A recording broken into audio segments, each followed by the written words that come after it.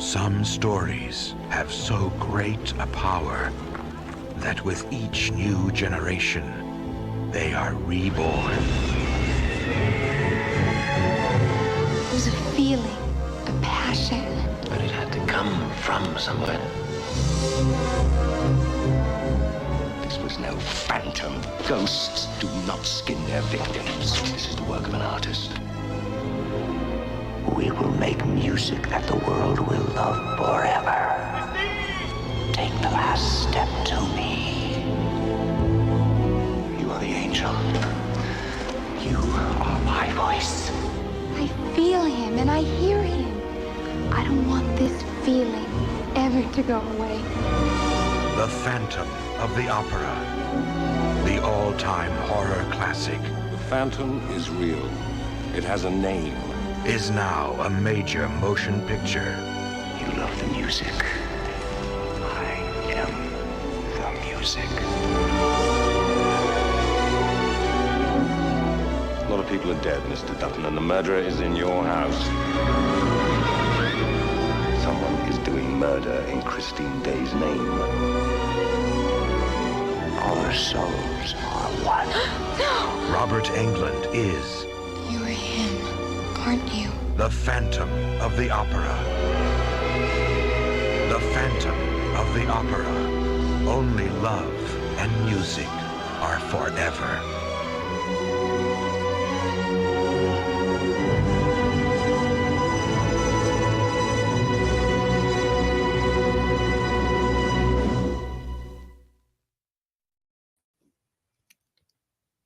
Oh no. Hello, welcome to Found a Phantom. This is Kevin Vonesper. You know, I checked the mail right before the show and I got this giant package and I had no idea what it was.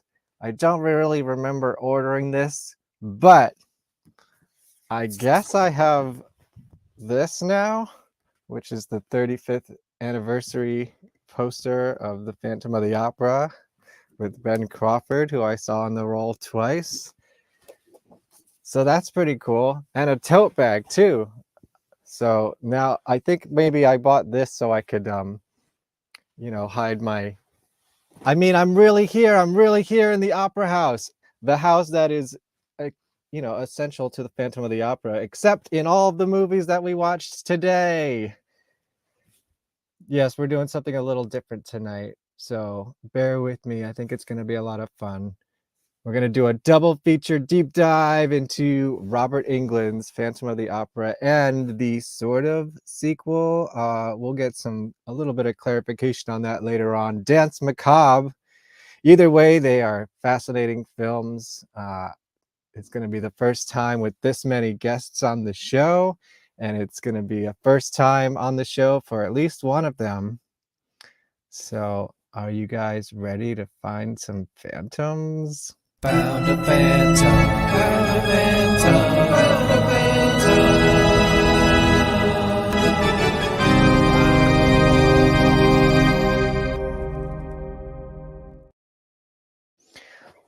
All right, who wants to come in first? I got 3 panelists waiting by in the virtual studio here. I guess I'll start with this guy. This is my brother, Keith. Hello. What's up? Is this your first time on this particular show? I know it's not the first time on my channel. I don't know. It's a good question. Well, if it is, welcome to the show. I guess the relevance of you being here is that you're the reason I'm into Phantom of the Opera in the first place. Do you want to tell the brief story of how you got into Phantom of the Opera? I don't even remember. I remember Because you're like this rock and roll dude, and Yeah. suddenly you're into Andrew Lloyd Webber, and then suddenly we're reading, old French literature from the library, which was an actually original copy of the book. I can't believe we were touching like the original version of the book.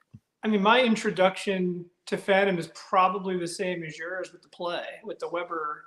Well, yeah, play. it came from you. And I'm guessing it's because our grandmother used to go to a lot of Broadway plays, and she actually saw the original Michael Crawford production. and somehow we must have gotten a copy or borrowed the CDs, or maybe mom borrowed the CDs, and I listened to them. And in all fairness, the theme song for the Broadway play is kind of a rock song. I mean, with Yeah. bad MIDI drums, but I mean, it is kind of about as Well, close to rock as you were going to get since probably Jesus Christ Superstar, and then it got more rock when you got to like Rent and stuff later in years. But when Phantom came out, I mean, it was rock. At least the one song was, and that's probably what dove me in. And then, I mean, the story was really good. But of course, like you, because my introduction was the play, everything was kind of compared to and based on the play. So years later, when we did get the book from the library and read it, no, then it you was like realize, almost immediate. It must have been was within the it? same few months. Yeah.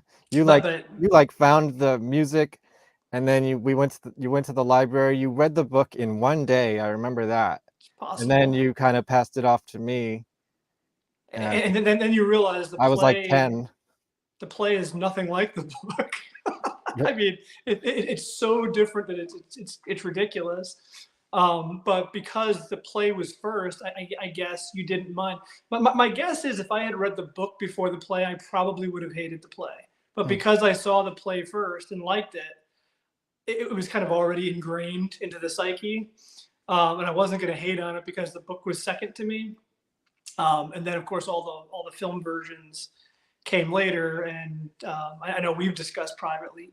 Every one of them has their flaws, and It's a none of love-hate them have nailed the relationship. book. Yeah, Oh yeah, not at and, all. and as we talk today with the other guests and talk about the actual movie we're going to talk about, we can talk about the differences in the book and what should be done versus what we're going to see. But And why I'm it was excited. done too. We're gonna explore a little bit Right. of that. Yeah. There is a story behind these movies, which may in some cases be more interesting than the movies themselves.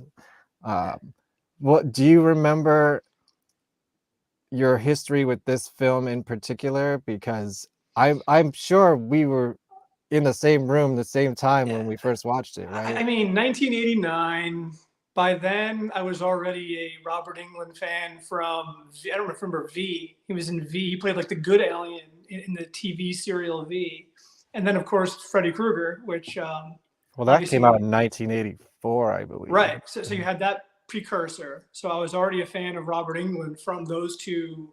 I think V was actually before Nightmare on Elm Street, if I Yeah, I remember. think So so. you had V, which was on TV when I was a kid. So probably before your time. And then you had Nightmare on Elm Street, which was one of my favorite horror movies of all time. So you have Robert Englund, who obviously I loved as Freddy Krueger.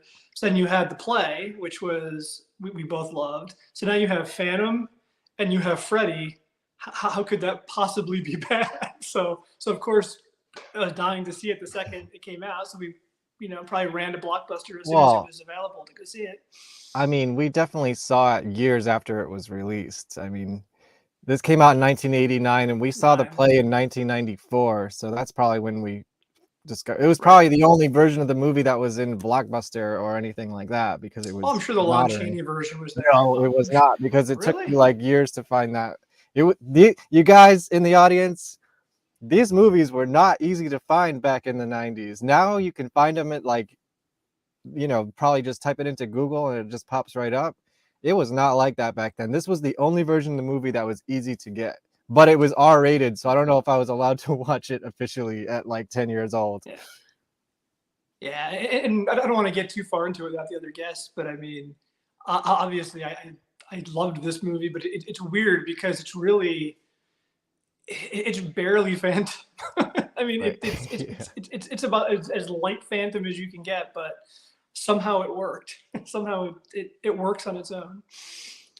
Right. Yeah. Well, let's get on to some other guests. Let's get Maggie B in here. Previous guest on the show. Hello, Maggie. What's going Hello, on? Kevin.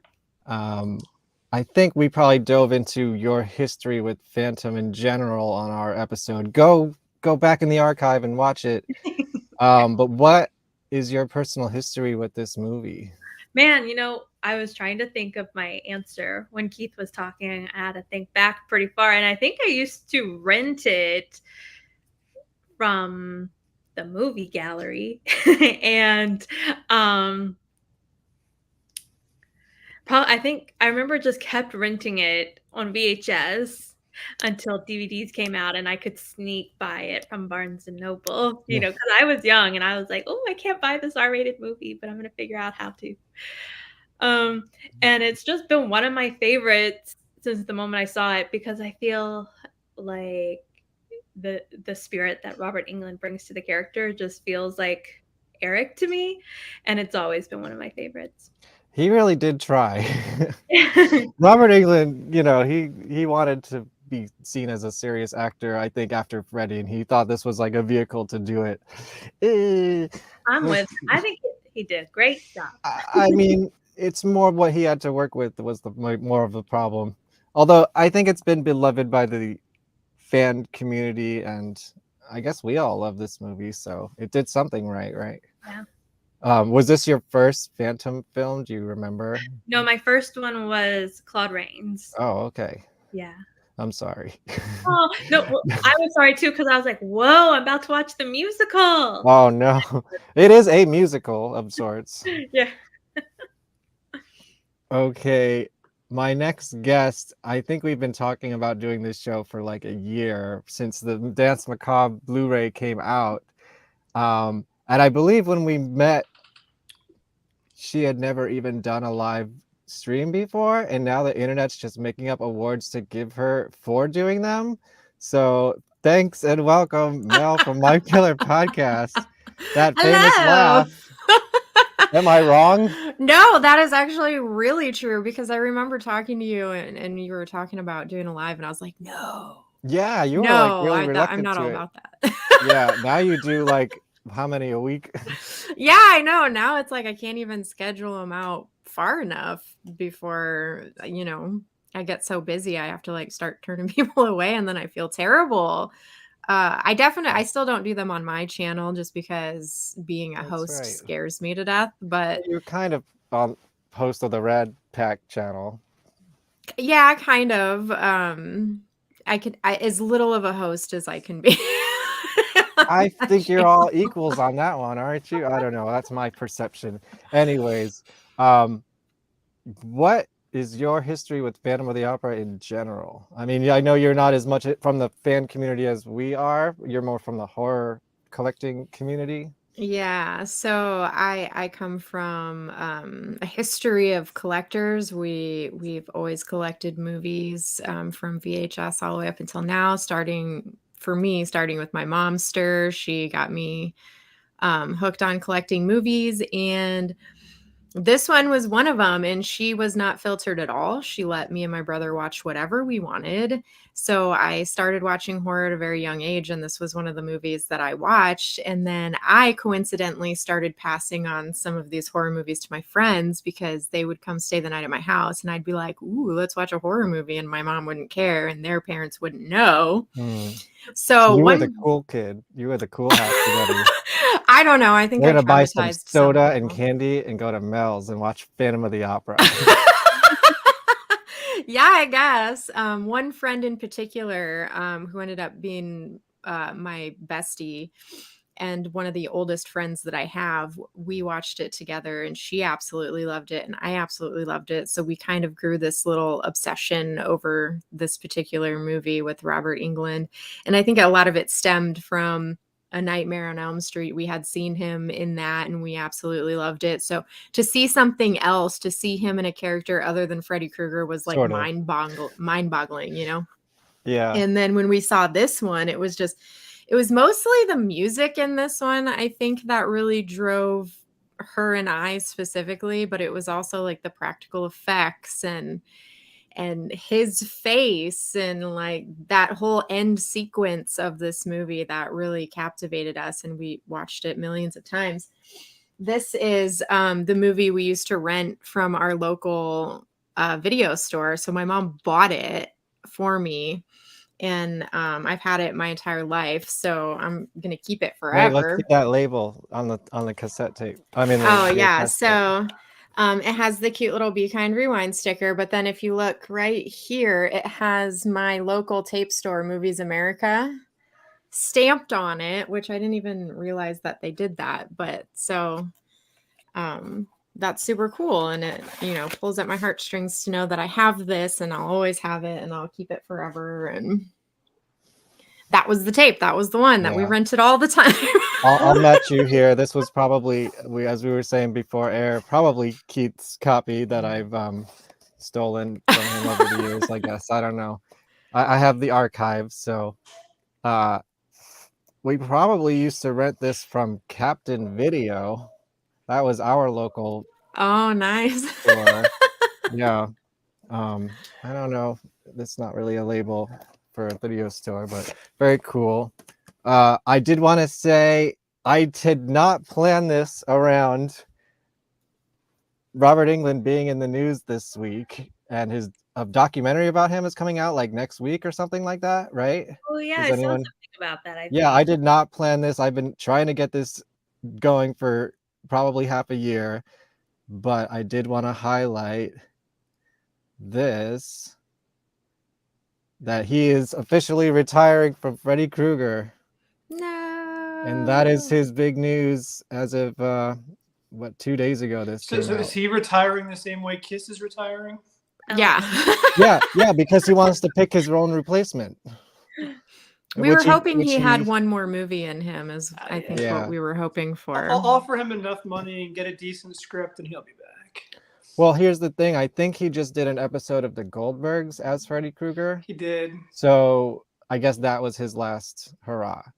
And he wants Kevin Bacon to replace him and continue the franchise. So there you go. Kevin Bacon, though, is like, he needs a younger replacement. I mean, I'm not saying anything bad against Kevin Bacon, but I'm sure he'd do an excellent job. But he needs a younger replacement. Well, with all that makeup, you can't really tell. I mean, he did look pretty good in that Guardians of the Galaxy. No, I'm talking about Kevin Bacon. Oh, Kevin Bacon. No, Robert Englund looks old. He's old and he looks old. I mean, Freddy always looked old to me, right? Mm-hmm. Yeah, but with the makeup, it doesn't matter. Right. And we tried Nightmare on Elm Street, not to diverge from what we're supposed to be talking about, but they tried a Nightmare on Elm Street reboot without him. And it was darker, and the actor wasn't a bad actor, but it didn't work because it wasn't Robert Englund. And he kind of brings a perverse humor to the character that when you don't have that, it just doesn't work. Mm-hmm. Maybe it just didn't work with that guy. Maybe it was the script. I don't know. I only saw it once in the movie theater. Yeah, the story that they went with had a lot to do with it too. The fans didn't like the dark turn that they took with it. That was probably a good 15 years ago already. So the new generation doesn't even know about it. Like, I think they can. That came and went. Right. Mm-hmm. So okay, let me get a little bit into the history of this movie that we're talking about, Phantom of the Opera. Well, I guess it was Phantom Mania, right? But that's not even necessarily the reason they did this. The producer of this movie is and I'm Golan. What?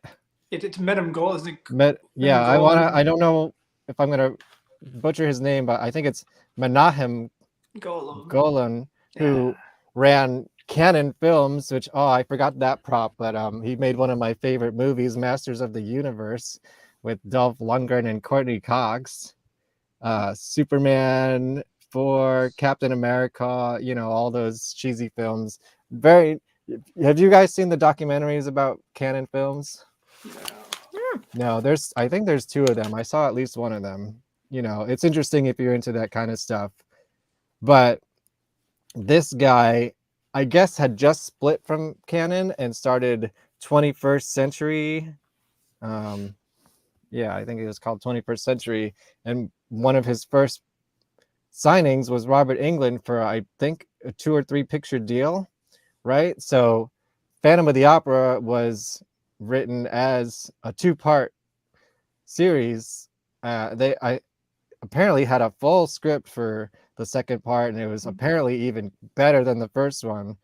But because it didn't do well, they canned it, and they hired Gordon, Graydon Clark to write a new movie for him to star in instead, and that's what became Danse Macabre.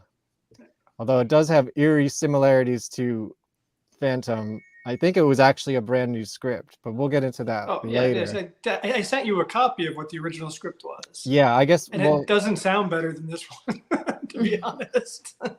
Well, I, maybe we can get Robert Englund to still do that one. Or so, Kevin what's Bacon, that? yeah. Or Kevin Bacon, yeah. He could just replace him in all his roles. That'd be great. Maybe Robert Englund can start directing. Oh, there you go. Yeah. Maybe. I want to play the intro. Oh yeah. So it starts with this quote, right? And I don't know if anybody else Googled this man. He does not exist. This is completely made up. No way. Yeah. Written the day of his execution. The only thing you find when you Google that name is people talking about this movie. That amazing. makes sense. So it starts with a lie right there. And well, the whole opening feels like a Nightmare on Elm Street movie. From that music sounded like it. Well, not just that, but if you think about from the beginning when she first sees the score and it turns to blood and blood on her hands, but then that's not real. That's almost like a dream sequence from Nightmare on Elm Street. Up until his first kill of Joseph, with the quippy line and his look after he kills him. I mean, it almost feels like Elm Street up until like the first 15 minutes of the movie. I gotta note the Twin Towers. Yeah. It like opens right up on old school New York Twin Towers. And which I miss, yeah. Even more important to me, Tower fucking Records. Aww, I mean, a Phantom of the Opera's first establishing shot is literally Tower Records, where I've definitely been to this place, this location before in New York City. So 1988, 1989, Tower Records. She's coming out of Tower Records. Did she buy anything? Like what did she get? I want to know what she bought. Anyone have any thoughts on that? Classical music, I imagine. I don't think she bought anything, because doesn't she immediately go to She goes right to the library. Right, yeah, she goes to the library. Maybe she was just in there trying to get inspiration for a song to sing, is what I guess I would assume. Well, I definitely very vividly remember walking around my local Tower Records staring at this a lot, which is the score of the film. Which I don't know when we want to talk about this, but it is probably one of the best features of the movie. This score is incredible. Don Juan Triumphant, the song by Misha Siegel, one of the best pieces of music ever associated with Phantom of the Opera, hands down. So you'll laugh at me. We're going to jump, but at the very end of the movie, when she plays the score on his computer. Yeah, we'll get to that for sure. But they actually show the score written out. And I was curious if that was real, or they just put random notes on there as a movie. So I was trying to take screenshots to figure it out, but I didn't get around to it. But I was kind of curious to figure out, is that the actual score to the music or not? Has anybody out in the chats ever tried that? I would hope so. Yeah, I bet you you could buy the sheet music for this back in the day. Yeah, you can. You can now. I've tried. Oh, really? Like the real deal. You can or you can't? You can't? At least I haven't been able to find it. Well, that'd be interesting to find out. Well, update us if you ever figure that out. Yeah, if I have some time on my hands, I'll try to play the actual score that was on the. Ooh, that would be cool. I can't read music like that, so. Yeah, I can't either. Yeah. Let's see. What's this? Oh yeah, so here's the library. And I think I had to. Oh yeah, this is why I picked this clip. It's fucking Molly Shannon. Yes, it is. Like, did that surprise anybody? I mean, this was before Saturday Night Live, I believe. So this was like one of her first roles. It surprised me because I watched this movie so much when I was younger, and I clearly didn't know who she was, but knowing Right. who she is now, I'm like, I didn't realize that how old she is. And I'm not trying to, I keep talking about how old people are. I'm not trying to like, discriminate against her age, but I had no idea, it was such a surprise for me. And am I the only one that find it weird that when she goes back in time, Meg is also there, but they suddenly recast her? I know, it's pretty weird. It's like she's Meg, then she's gone, and it's a different actress. And you're like, Yeah. okay. And then Molly Shannon pops back up at the end. I'm like, okay. Oh yeah. Well, I didn't really finish the history of this movie. One of the big things about it is it was made really, really cheaply. Just in case anyone was wondering, this is a true B movie. The reason they even wanted to make it was because they had leftover sets from Three Penny Opera starring Roger Daltrey. Yes, I said that. That is a sentence that I said.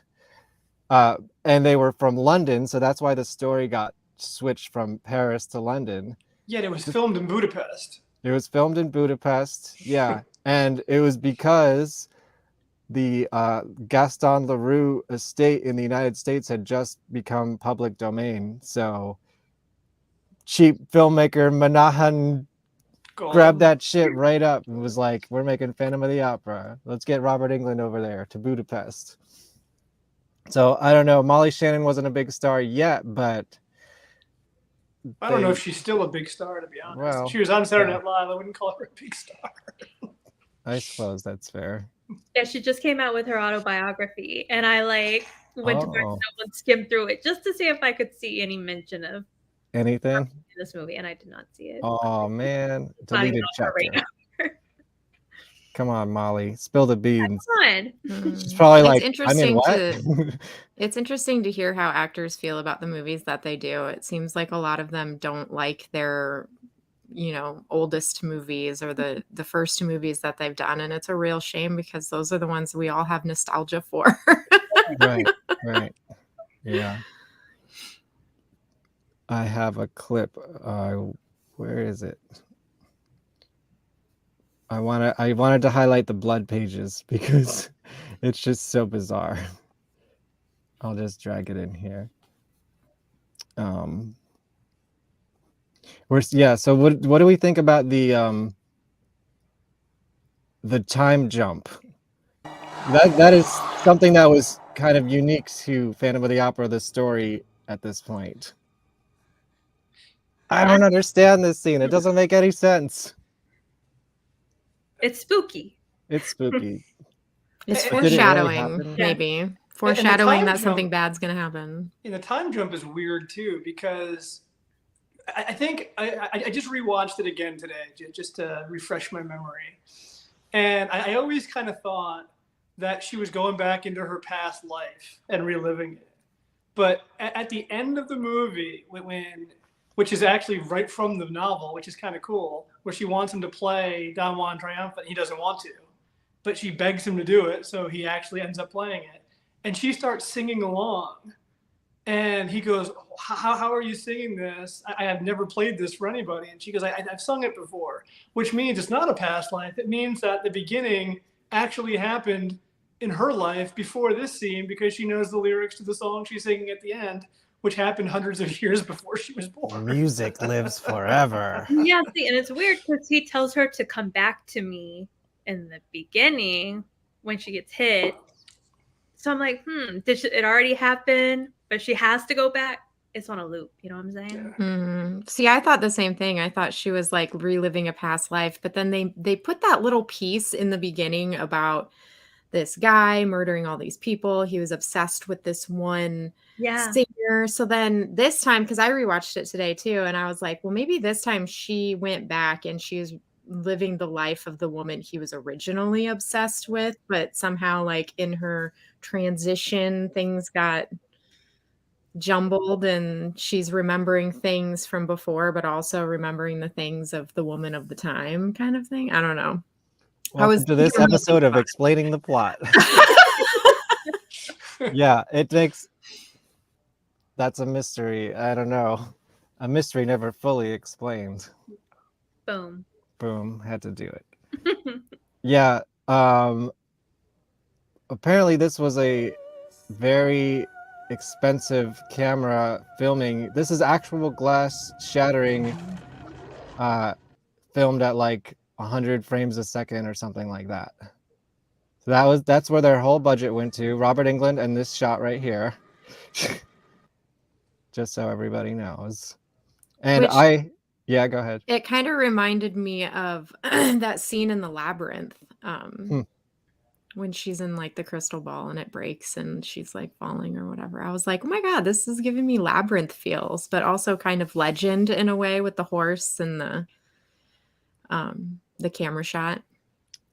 Oh, how come we never got David Bowie to play Phantom of the Opera? Right? And what's her name? It could be Christine, I guess. Sarah Connolly. Sarah. No, that kind of Jennifer Connelly. Jennifer Connelly. That's yeah. I always want to call her Sarah for some reason. I think her name. Yeah, I don't know. Maybe it's a character she played at one. Yeah, probably. Fun fact: there's one shot of Labyrinth that was filmed in my town, or near me in Nyack. Keith would know where that is. So, Don't know what scene. She's like running down the street at the beginning. So at some point, yeah, When it's she like finds out literally the like baby's 2 missing? seconds, but like it was filmed where I hang out. So that's pretty Cool. cool. Yes. Oh, I wanted to bring this up because I actually talked to the writer of the game Return of the Phantom, which came out in 1994-ish, a computer game. And I thought it was eerily similar that our lead character here is around a bunch of sandbags and then gets knocked into the past to relive the tale of the Phantom of the Opera. He says he had never seen the Robert Englund film and it had no influence. So it's just something in the air that people who are adapting this story want to like time jump from the past to the present. It's very strange. Yo, I love time travel stories. I think So they're more time travel in Phantom of the Opera, you think? Hmm? So bring on more time travel in Phantom of the Opera stories? Yeah. We need more. We need Bring to on go all of into it. the future next time. Ooh. Like Can we just start with doing an actual version that's true to the book, Right. that doesn't make it a horror movie and makes it an actual mystery, which is what the book actually is? I mean, if you watch my show here at all, that's like, I'm the biggest advocate of that. We read chapters of the book just pretending, to visualize it, what it would be like as a faithful adaptation of a movie. What was I going to say? I don't know. I forget. Yes, let's bring on that movie, man. So which movie is the closest to the book? Technically, I would say the Lon Chaney, but probably this comes close second. no. Surprisingly. How can this possibly be close to the book? Let's see. Okay. There's no Madame Jury. There's no Persian. There's no Raoul. There's a no Raoul. Count. No, I there's mean, not. his name's Richard in this. No, Richard. Raoul is not the owner of the theater. The owners of the theater are two separate characters in The Count and Raoul in the book. They basically combine The Count and Raoul with Firman and Moncharmin from the book. There's a lot they got wrong in this movie in terms of adapting the story properly. But all he lives versions have underground. Meg as like a main character. Meg's in 2 scenes in the book, and she's like 11 years old. You're thinking too much about characters. It's nothing like the book. It's not even close. Well, there's a man. He's a mad genius musician. He kind of wears a mask, in a way. He's disfigured. He's in love with an opera singer. He lives beneath an opera house. There's a masquerade. There's a Red Death. There's cemetery. Yeah, we'll get to the masquerade scene later, but because they've ruined that in every version.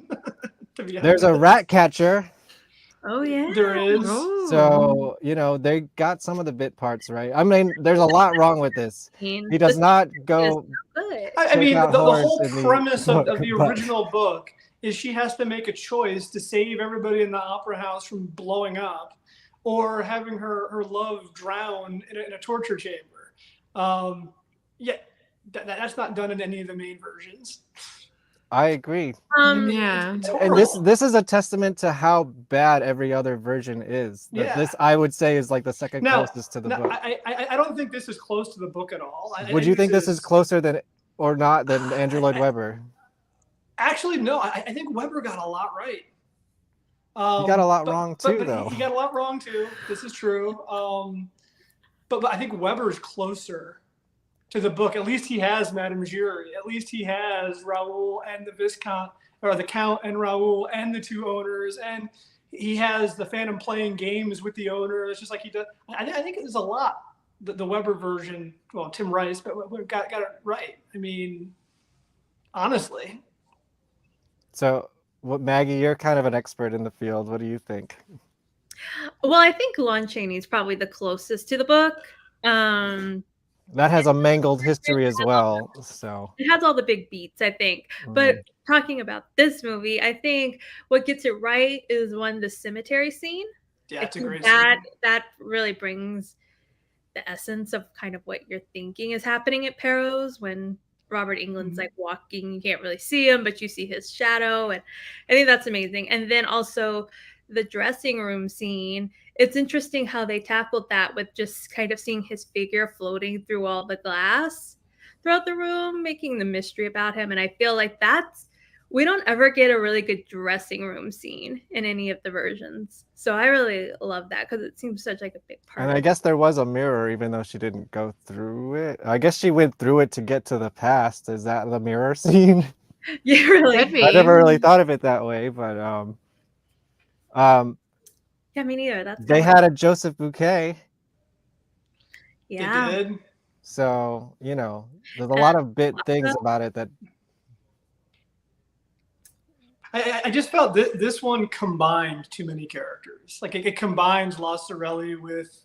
Well, it's also like 90 minutes. It's like the shortest version. Yeah, it's like 93 minutes. There's so this one much didn't to have the package in. characters, but it was closer in story. Is that what I'm understanding? Not really, because Phantom's not some maniacal killer in the novel. I mean, this is almost like they took the character of the Phantom, but combined it with Faust, Dorian Gray, and Jack the Ripper. Oh, I have a point to make. That's interesting.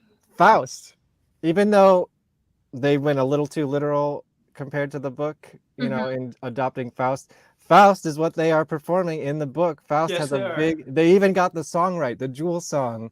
They even sing the song from the book in the movie. Yes. Yeah. That's pretty cool. They do that. So there's for everything they did right, they have something that's like completely the opposite wrong. Like the whole Jack the Ripper, like sort of side, you know, quest or kind of feel. I gotta plug in my computer. That's what I forgot to do. I think that's what makes this one so intriguing is that they did take it to such a sinister place. Well, I mean, and it's a Robert Englund vehicle, so they had to do that with the territory. And if they didn't, we, you know, have a different conversation about how awful it was, and you know, how he was miscast instead of saying he was perfect for this role. Yeah, exactly. How do we feel about? Yeah, he's not quite he's not like quite a maniacal killer in the book. A lot of his deaths are happenstance, but he does hang Joseph in a way. Yeah, but he hangs Joseph because Joseph almost found the entrance to his home in the bottom of the opera house. That's true in the book too. That doesn't happen in the movie. In the movie, he blames him for dropping It's close enough. script, and he doesn't want to be blamed, so he murders him. Nah. Yeah, so and he has a line, "You're suspended." Yeah, no, I got that. Won't happen again. No, it won't. You're suspended. The Phantom didn't quite have the one-liners in the book. That scene is so great though, the way that he kills that guy, the way he kills Joseph, because he just like sticks out that blade while he's going up and just rips him apart. And then when the blood's splattering on your face, it's cringy, the look on his face, because he's Yeah, like loving it. It's like ecstasy. Yeah. Yeah. It's bizarre. I call it the bloodgasm. Yeah, And it's I mean, funny that's what it looks because like. as far off as this is from Phantom, it still works. Like it's still a good movie. Yeah, that I mean, one. that might be the best face he's made in any movie ever. I gotta play that again. Well, yeah, I'll turn the volume up. Sorry, what were you saying? We I got was saying- distracted by I was saying Maggie's like, as far off as this is from the actual Phantom story, it still works as a unique movie. Like it's still a fun slasher film. Yeah. It's Phantom slasher basically. which sort of works. I mean, we all love it works. for that, right? Oh, well, I It's have a pretty question. cool. Mel, you never read the book, right? I didn't read the book. I'm probably the least in touch with Phantom of the Opera out of Yeah. this group. Well, that's okay. I mean, have you seen other versions of the story? I have other versions of it. I know you have Phantom of the um, Mall. Yeah. Yeah, I do. I actually is got that the that one. Pauly Shore one? Yeah. Oh, that movie is a bizarre watch. Yeah, I have that in my closet. I also have the VHS of that. I have the newest one too, but I don't know what I did with it, so I wasn't able to pull it out. But I The haven't newest watched. one? Which one is that? Is that the musical version Yeah, I think so. with Gerard Butler and yeah. Russell? Yeah, okay. Because You never seen it though? I didn't watch. I haven't Hmm. watched it yet because the mere runtime is it's a killer for me because it's kind of long. Well, that's the film version of the play, and Yeah. it's pretty accurate, play accurate. Yeah, I hear Yeah. great things about it, and people really You love it. do? I don't mean, know the if one that's that true I in the have is fan one that community. somebody The fan gave community is a me. little split on this one. Are they? I liked it, except I hated Carlotta in it, but that's a personal thing. But other than that, I like the film version. Who was that? What's her name?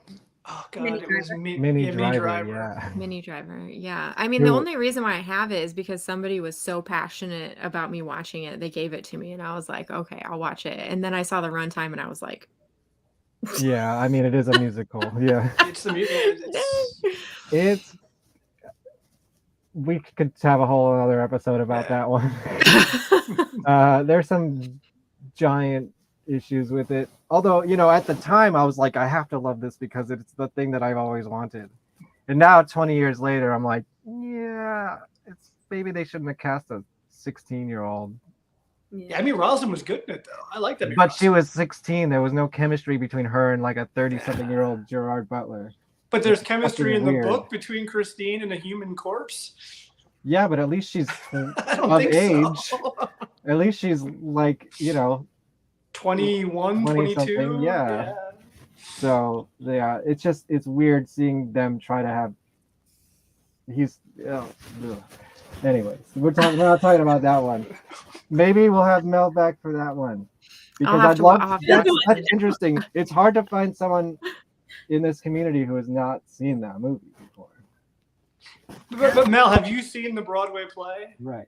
no. Then you're going to have a different perspective. I think Yeah. what Kevin is saying is that the problems they have are the people who are the true lovers of the Broadway version. The differences between Like what they did in color. the filming of the It's movie color versus in the it. Broadway.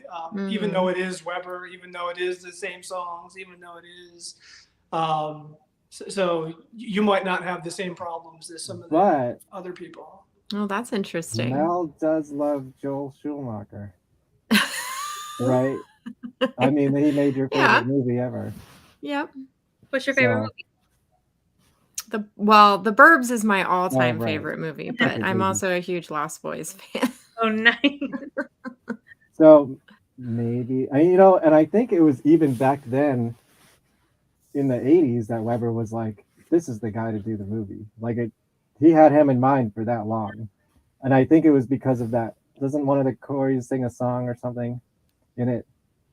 In Lost In Boys? Lost Boys, isn't there a music number? There's a music scene with a big buff dude playing guitar. Oh, no, Plays the saxophone.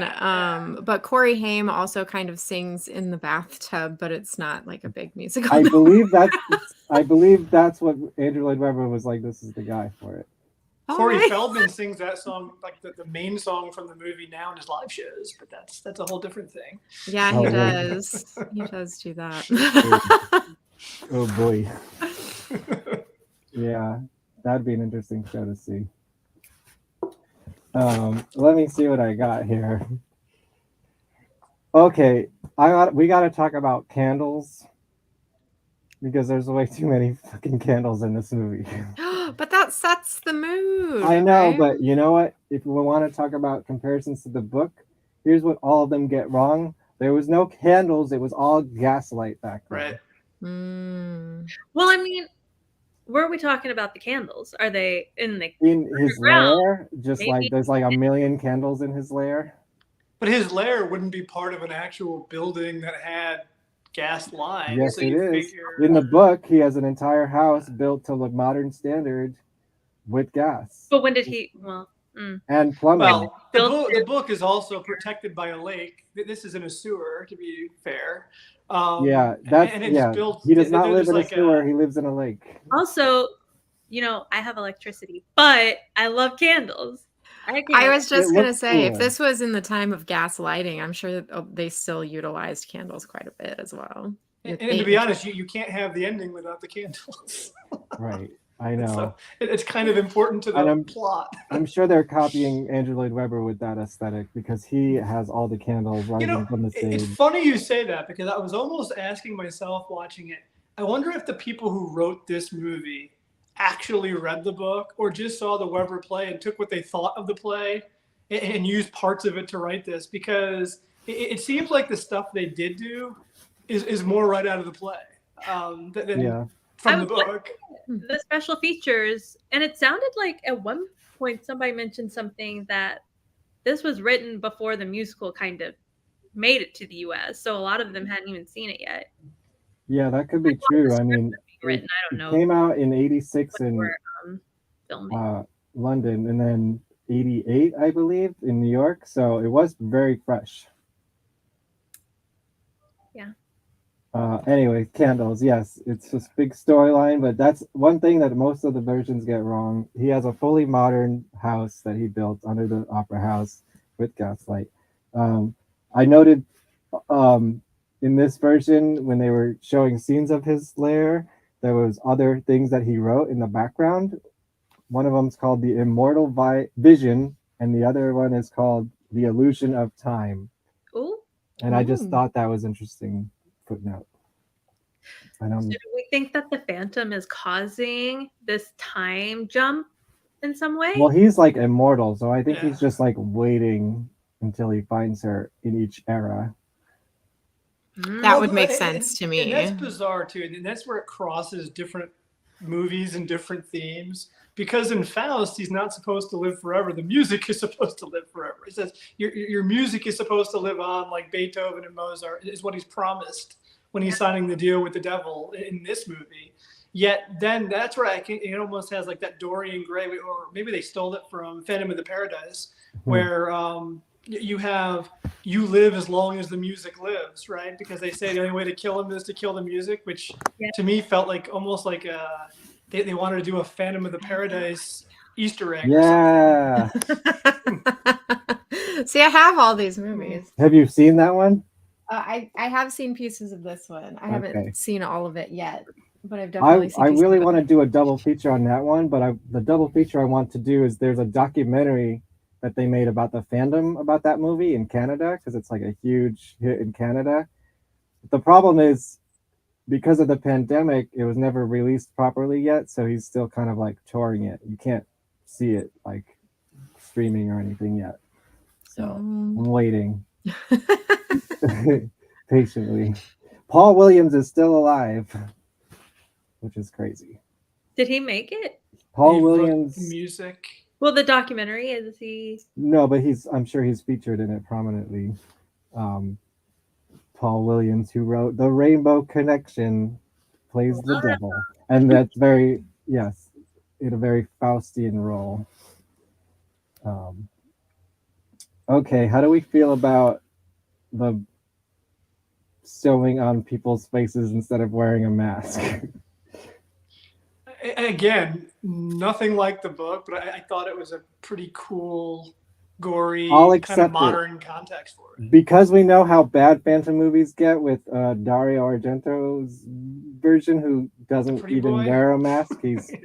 I hope they find Julian Sands. I know he's missing, but he refused to do makeup, so they just didn't do anything. They just made him normal looking and actually kind of pretty. And that's like, what are you doing, man?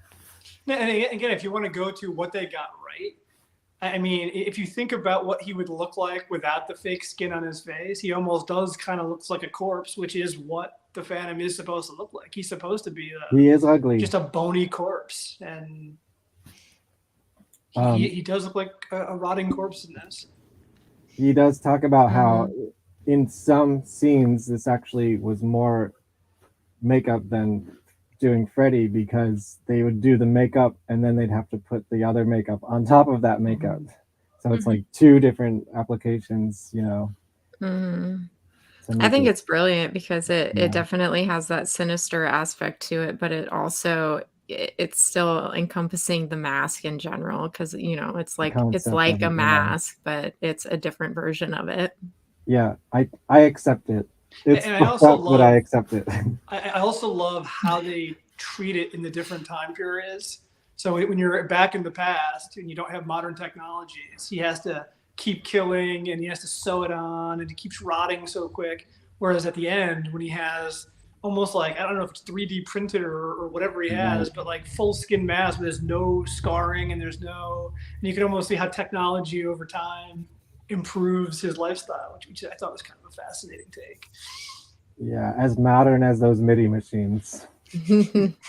That's a good place to say that if I ever did another double feature featuring Phantom 89, I would pair it with a different movie than Danse Macabre. In this case, has anyone here seen Popcorn?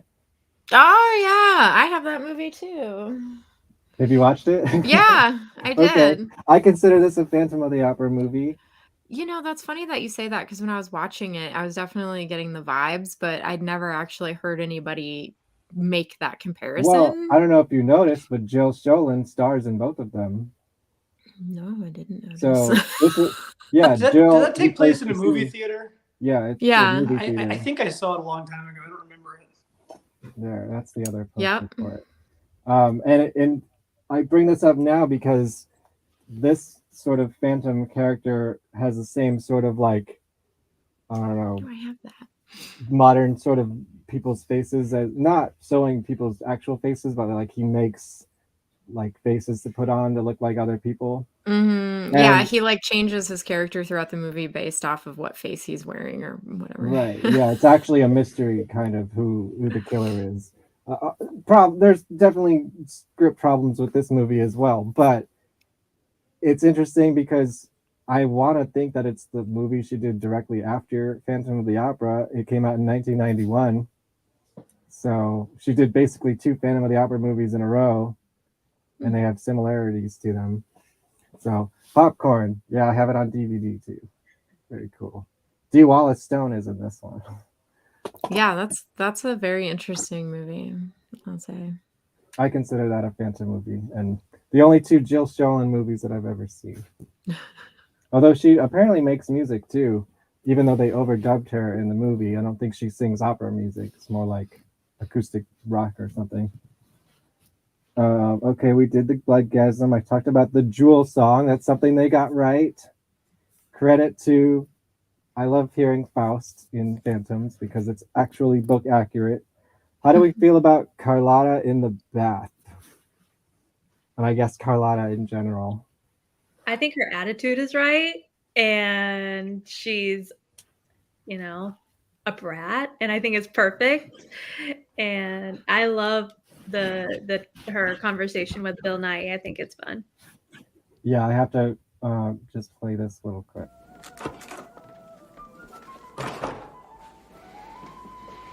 You Yeah. Bill Nye, who's apparently very famous for being in like the Pirates of the Caribbean movies and a whole. I don't know. What do you guys know him from? Pirates and this and Harry Potter. Yeah. Harry Potter.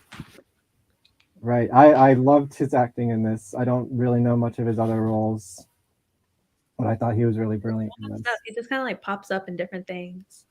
Where's the other clip I have of him that I really liked? Did anyone else recognize him? He's one of those actors that looks really familiar, but you can never really pinpoint where he's from until somebody says it, and then you're like, oh yeah. Oh yeah, here it is.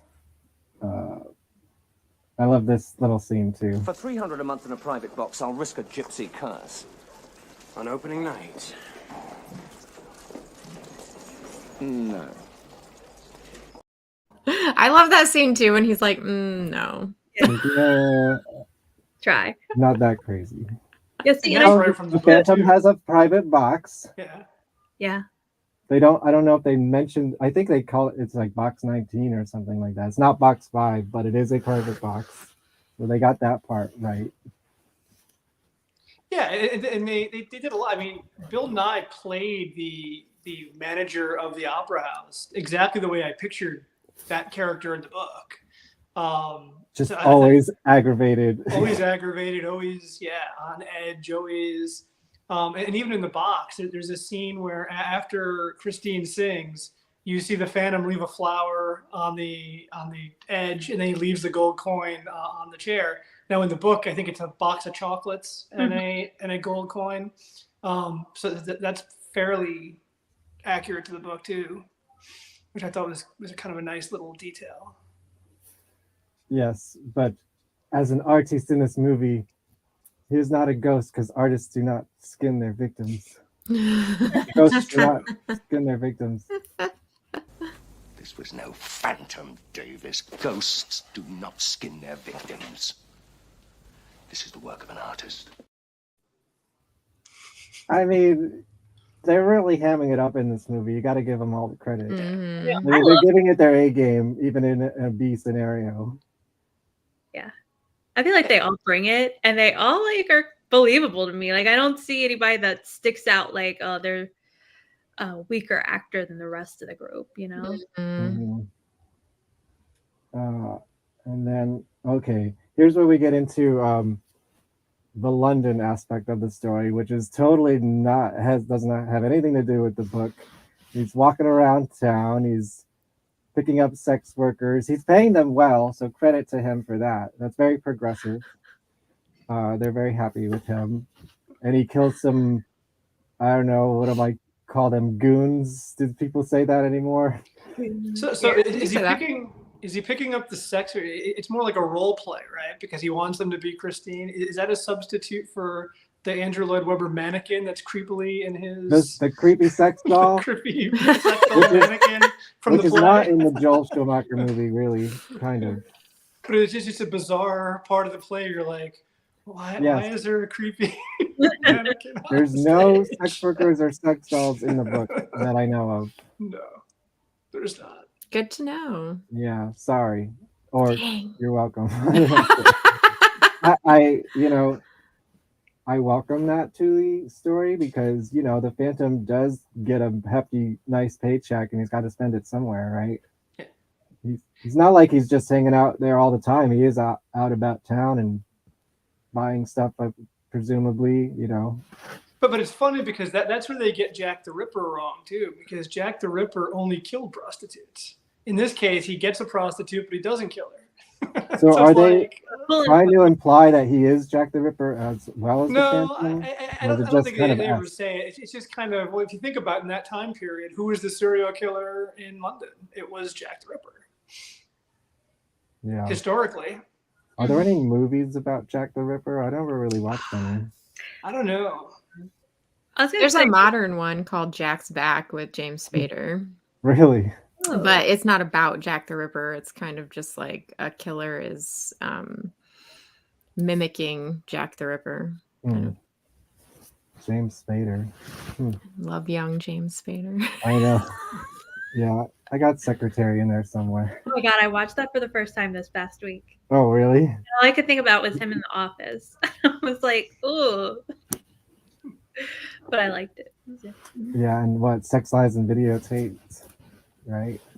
Anyone? No? When you say Cronenberg? old Spader, you're still at mid and late Spader on those movies. Mid? The That's early from the stuff 80s. is because he did like Pretty in Pink, and he did The New That's the Kids. 80s He was too, in The yeah. New Kids. Tough Turf. Less Than Zero. I gotta see that movie.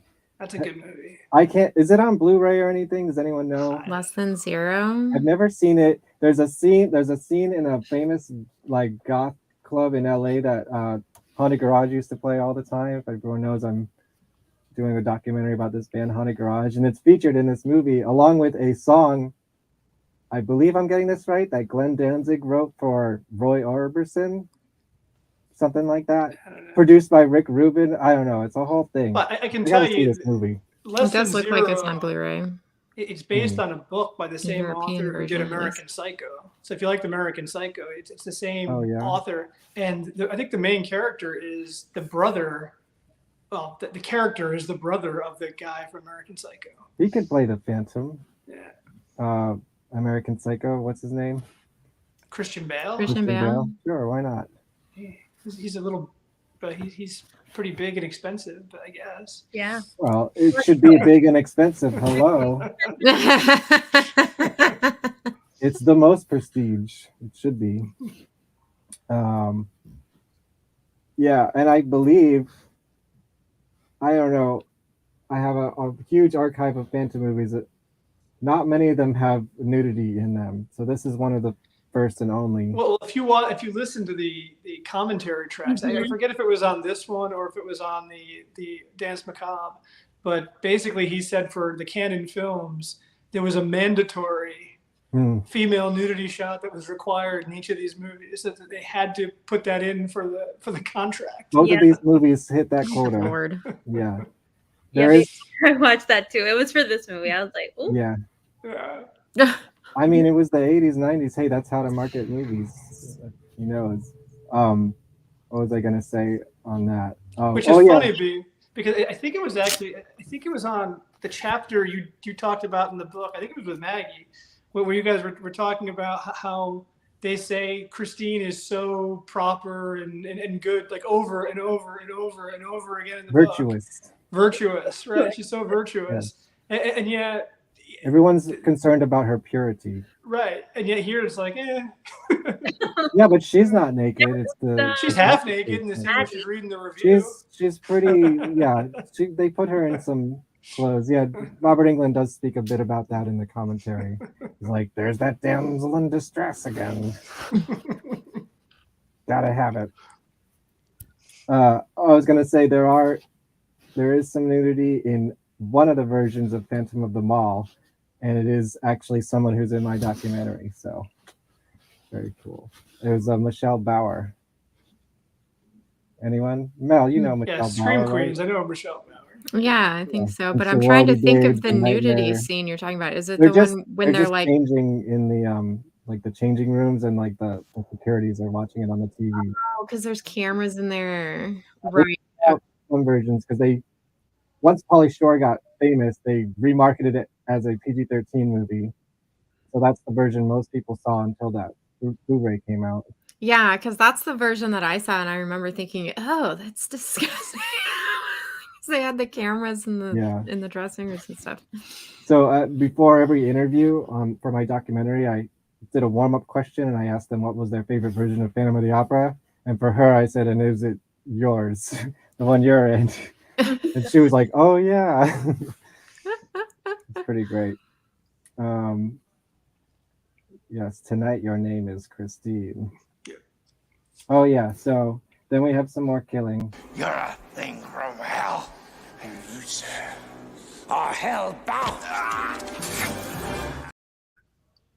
I also want to note that these clips are not from the awesome transfer that is on the Blu-ray DVD. If you have, that's why I wanted to make sure everyone in this chat had seen it on Blu-ray, because it looks wonderful, and I don't think these other versions on VHS and DVD quite have the same look and appeal to the transfer of the film.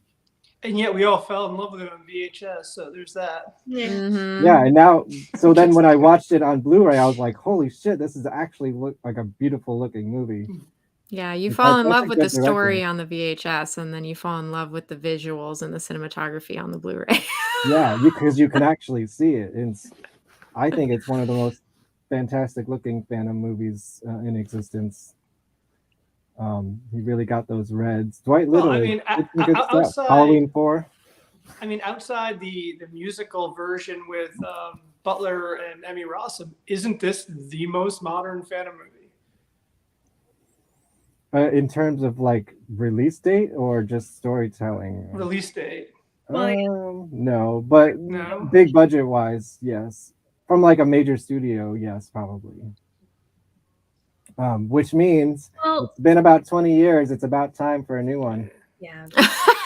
Ryan Johnson wants to adapt the musical. You know, Ryan Johnson would be perfect because the way Exactly. the Phantom should be told is almost like a Glass Onion or a Knives Out. Like that's the And we know perfect he's format for that book. Even if you don't like the movie, you know he's a capable director if he Yeah. can make a Star Wars movie. Well, his Star Wars movie is awful, so we won't go there. But He was capable enough to make it. That's terrible. But if you think about Knives Out and Glass Onion, that's the perfect style of storytelling you I need think he to could do do a it. good version of this story. He wants to do it. Let him have it. Come I on. would totally let him do it. Now that it's off Broadway, R.I.P.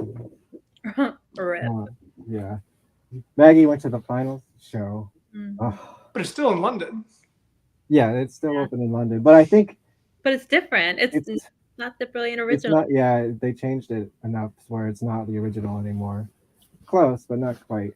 I'm just saying it's legacy phase now. It's time for a new movie. It's been 20 years. Yeah, I'm with you. I remember watching that movie in the theater thinking they're not going to remake this for another 20 years. 20 years will be next year.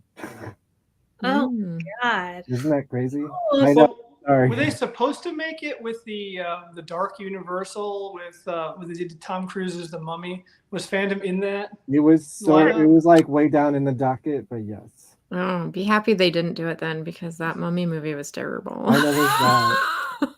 Keith, you must have seen it. You guys. I actually didn't mind it. I thought it was okay. Oh. I mean, it's not the classic. It's not what people I think were expecting. So and I think that's what maybe killed it a little bit is people were expecting kind of like the Brendan Fraser version of the Mummy, and they got this over digitalized Tom Cruise action thing. I never saw those either, but I have seen the original. The Brendan Fraser Universal one? I mean, Monsters. I don't know if the Right. sequels are great, but the original Mummy with Brendan Fraser is pretty good. It's a fun, Oh, the it's a original fun movie. Brendan Fraser Mummy was great. It was fantastic. I absolutely loved it. Yeah, we'll bring Pauly Shore back for that too. That would be amazing. The bathhouse scene. This is another weird thing in Phantom movies where it's like they add some weird element that's definitely not in the original, and then someone else copies it later on. Dario Argento. Oh yeah. There's another bathhouse scene in another Phantom movie. Like, what's going on here? There's nothing to do with anything. I guess. I think again, you got to remember this movie. I think the premise was it's a slasher movie. This is coming out in the slasher in the 80s. So what's big? Elm Street, Friday the 13th, the Halloween movies, right? So they're trying to make a Phantom as a slasher, and you need kill scenes. So this is just another premise for a cool practical effect kill scene in the bathhouse.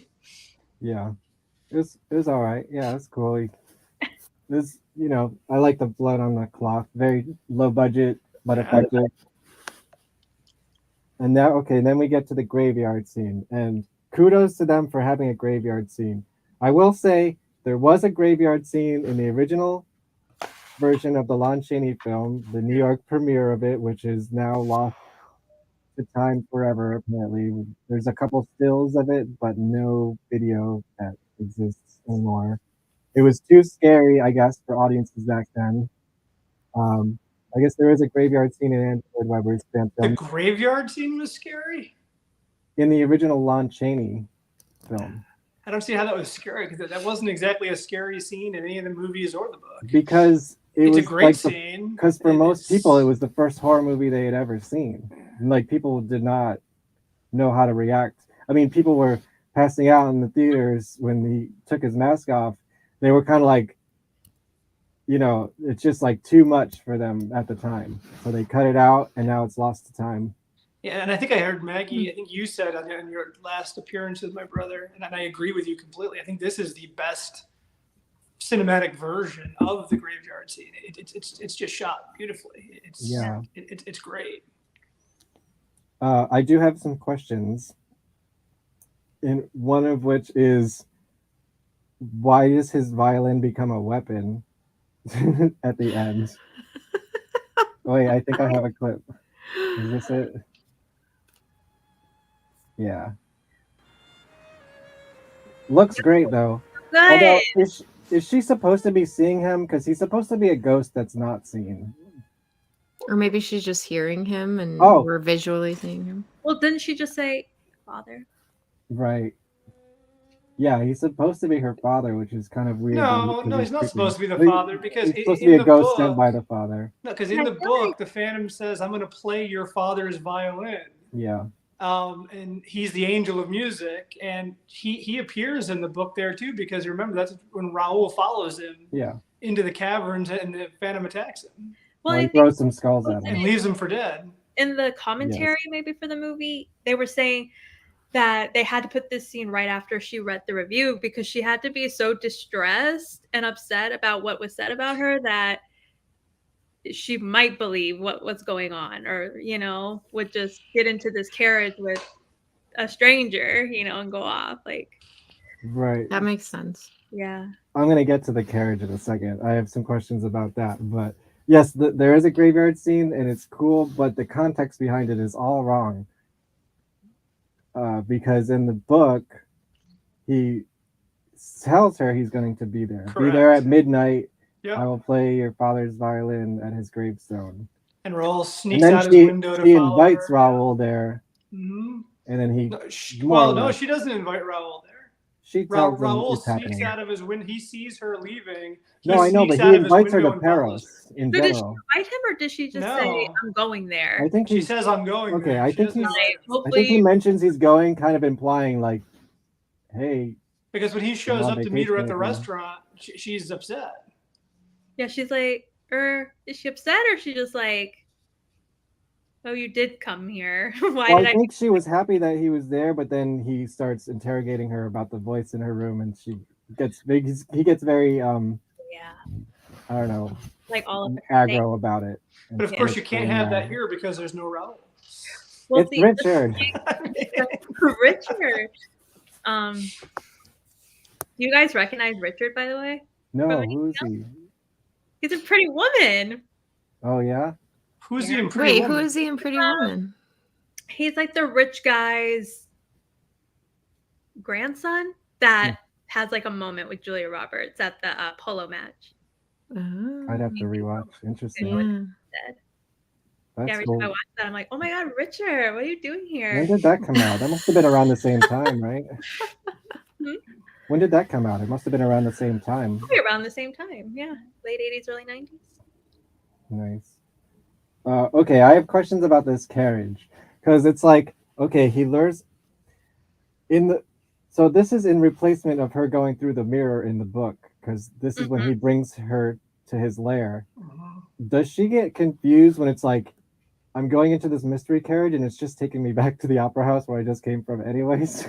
Yeah, and does he get how does that work? into the carriage and then he hops into and he's like, I don't know. It just cuts to them in his lair, and it's like, doesn't she notice she's just like going back to where she came from? Or maybe at that point she doesn't care where she's going. I'm like, where else would she go? I don't know. But then wouldn't she know that she's underneath the opera house with him? I don't know. I have questions about it. It's not quite fully explained. Or like why she knows that she should get into this mystery carriage. Well, I guess he's put a spell on her with his music. Well, there you go. That's it. Doesn't he use? I mean, I think this is a scene where there's a voiceover, so it sounds like he's using his ventriloquism, which again is never explained in the movie. It's explained in the book, but not in the movie, where she hears him saying, you know, "Are you ready to come with me all the way?" or whatever he says. It's something to that finish what we started, and that's what gets her to go into the carriage. Mm-hmm. I'm really feeling like I should have read this book before this. Well, you know what? If you want to read the book, I'll have you on again to do a chapter review. Okay. Is it on Audible? Because I could listen to that at work, you know. But be wary of all the different translations. You want a good translation of it. Oh yeah, because I had some busted translation. Oh, well, you guys are gonna have to. You want the essential one. That's one of the one better ones. Yeah. Okay. It's by Leonard Wolf. But then you're also going to want... Okay, I'm going to write that down because I don't want a busted one. Well, Maggie, do you have a favorite? Easily. I think Lowell Blair had a good one too, right? I don't know. Maggie, do you have a favorite translation? Well, I thought it was the one I've been reading my whole life, but apparently not. Yeah, the one that's most common is most common because it's in the public domain, and it's like there's like 100 pages missing, basically. Yeah. Well, you're also going to want to get... I was like, whoa. That's not even in my copy. You're also going to want the compendium, which Kevin found is the lost chapter. Which I have that. Which is brilliant. Another copy you have, but I just had it for looks on my shelf where I read the one I always my little one. Which is brilliant. Yeah. I don't know why they even took it out because it fits in brilliantly. That chapter. So? I love that chapter. I'd have to reread it. We'd have to. Well, I was going to wait to bring this up when we get to the. I call it the masquerade scene because of the play, but the grand ball scene with the Red Death. That's next. I believe that's next. Okay, so perfect because what I love about the book is it basically replays the same scenes over and over and over from almost different perspectives to see different detail, which is awesome. And this scene in the book is amazing because you have like multiple things going on. You have the Phantom playing tricks on the two owners with his payment, right? Because he's playing them against each other for the payment, which comes from the lost chapter when they try to catch him with the payment but don't, as they're just watching it the whole performance or watch him come into the box, take it. Wait, that happens during the masquerade? I don't think so. No, masquerade is when they pay him. And what they do is they each think the other one is the Phantom because he has them dressed up as the same, and they each think the other one is the Phantom because they're in masks, because they're told not to talk. Remember? And they play off each other. I remember that. Oh my God, it's such a great scene. And at the same time, you have, during the masquerade scene, you have Christine in another room with Raoul to kind of tell him, look. That's when they go up to the roof. No, this is before that. I know, but like after the masquerade in the book is when they go to the roof. Because they go to the roof, I think, after they pretend to be engaged, don't they? I think they have a pretend engagement or whatever they call it. I think that happens later. Because on the roof, they think they see the Phantom, but we find that it's not. It's actually the Persian. It is the Phantom. No, it's the Persian. No. The Persian runs into them before they go. Either when they're returning from the roof or when they're going up to the roof. He tells them to go a different direction. They think it's the Phantom, but it's not. I'm pretty sure it's the Persian. No, the Phantom's behind the statue, like he is in the play, and he hears everything. I have to agree with Kevin. I think he's definitely up there because the Persian runs into them before they get to the roof. Because he tells them to go a different direction. But at the end of the book, when the whole last third of the book, which is the Persian story, essentially, he talks about following them up to the roof. But the Phantom's there, and I don't think so. I think the Phantom is locked in his chamber writing the. Then why is he there in every version of the movie? He's there in the Lon Chaney movie behind the statue. He's there. But I think the movies get it wrong. No, he's definitely there. It's even in the original copy of the book that we read. There's a picture of him behind the statue. It's very famous that he's up there with them. I think you're gonna be wrong on this one. I'm sorry. The Persian it's a very interesting discussion. So let me just tell you that I literally just read the book last week. Okay. So I don't think my memory is that off. The Phantom, Maggie, you're gonna confirm. Well, here, confirm or deny while I want to talk about this. Because you have to look at the Persian story. Can we talk about the lost chapter for a second? Like, what's the story behind that? Did they So- purposefully take it out, or? So the short history of the book is it was published as a serial in a newspaper first. So it was like every week there was, or there would be a new chapter in the newspaper, and then they collected it as a book, and he edited some things, including apparently Christine's name was different in the serial. Even like there was some details that got changed when he collected it into a book, and for time, I guess. I mean, for time, he omitted a chapter he didn't think they needed. Yeah, I think it's because and so every translation since then hasn't translated this one part of the story. Because he kind of retells the story of the missing chapter like two or three chapters later in another portion. They kind of go back to it. It's so not I guess long. They figured it's only it was, a couple pages. Right, but I guess they figured it was just overkill, so they took it out. But Right. the details in that chapter are Like brilliant. isn't he reading like a vampire novel or something? I don't remember that. But because the whole missing chapter is when they put the sting operation on trying to catch him getting their payment because they think it's somebody ripping them off. It's Richard, right? The character, he thinks they're ripping him off, so he wants to find him and catch him and stop this nonsense because it's costing him too much money. And it's the whole Phantom tricking them with the money because they had put like fake money in the envelope. Yeah, and they I thought they were remember going to that. trick the Phantom, and the Phantom ended up tricking them. And Oh yeah, I think the Phantom puts the funny money in it. not the first time. The first time they do. The first time they do it, and the Phantom basically gives them a warning, and if you do it again, bad things are going to happen. So the second time they put in the real money, and they don't see him get the money, which we find out later because it's a whole trick Madame Jury does to get him the money. One thing I would like to get on the show for my book club is like an illusionist. I'd like to have an illusionist come on the show and explain some of these tricks. That would be cool. Well, if anyone has friends from the Magic Castle, let me know. Not just you guys, just anyone in the chat watching this. I know some friends of mine go over there, so if anyone wants to talk about it, that'd be cool. Because I never fully understood the whole paperclip thing.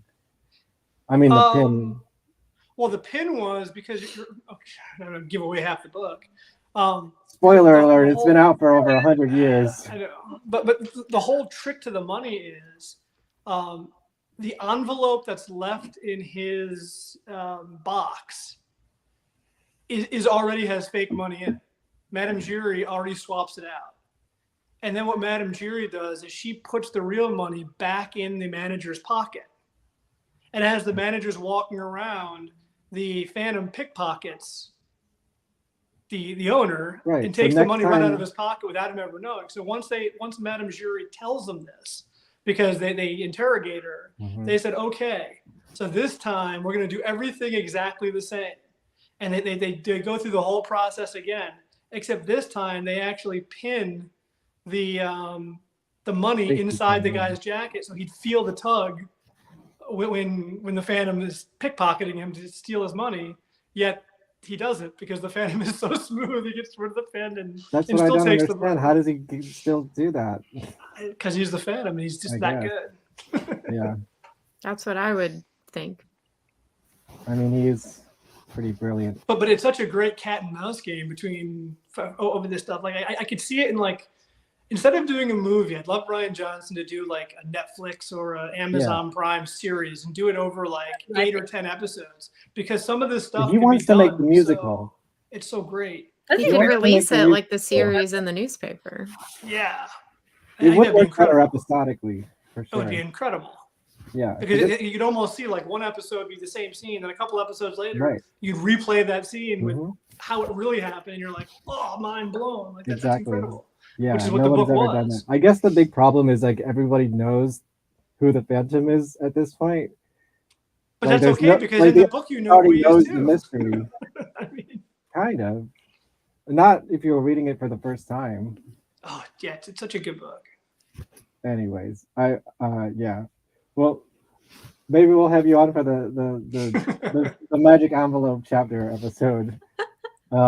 I wanted to. It's actually 3 chapters. It's that one, the masquerade scene, and there's the one after it. It kind of all ties that whole envelope payment cat and mouse game together. It's like 3 different chapters. Well, one of them, yeah. I do want to get back to the masquerade because I do like. I'm playing this again. Did anyone notice kind of this tribute to Lon Chaney here? Yeah. Like, do not touch me. Well, yeah, I mean that is a scene from the book, but how they portray it is sort of. And I'm going to play the Lon Chaney now. Yeah, the same kind of grab. Yeah. Dang, he Yeah. like wasn't messing about there. Yeah. So I did like that they. But here's where everyone gets it wrong, including Andrew Lloyd Webber. In the book, he's not wearing a mask at the masquerade. He's the only one without a mask, and everyone thinks he has a mask on because his face is so grotesque. Nobody's done that before. It's interesting. I do like the mask he's wearing in this one. I mean, it seems like it's similar to the other one, but yeah, I mean, Lon Chaney kind of set the trend because then Andrew Lloyd Webber has that skull, and then this movie has that skull. Great costuming all around. Yeah, 100%. And I don't know if I've ever actually read the original Mask of Red Death by Edgar Allan Poe that's based on. Oh, I think I read that years and years and years ago. I know what it's about, but I don't know if I've ever actually read it. I did like. Okay, so then here's something that's not in the book. Is Carlotta's head in the soup? Oh, and also that he's like feeling her up, and like I don't know, that whole scene is pretty weird because doesn't he hate her? Yeah. Yeah. I don't get it either. Because I'm like, what's his gain from it? Just to get her vulnerable, I guess. She was into it for a minute. But what will I think when I see you? You'll just die. Zing.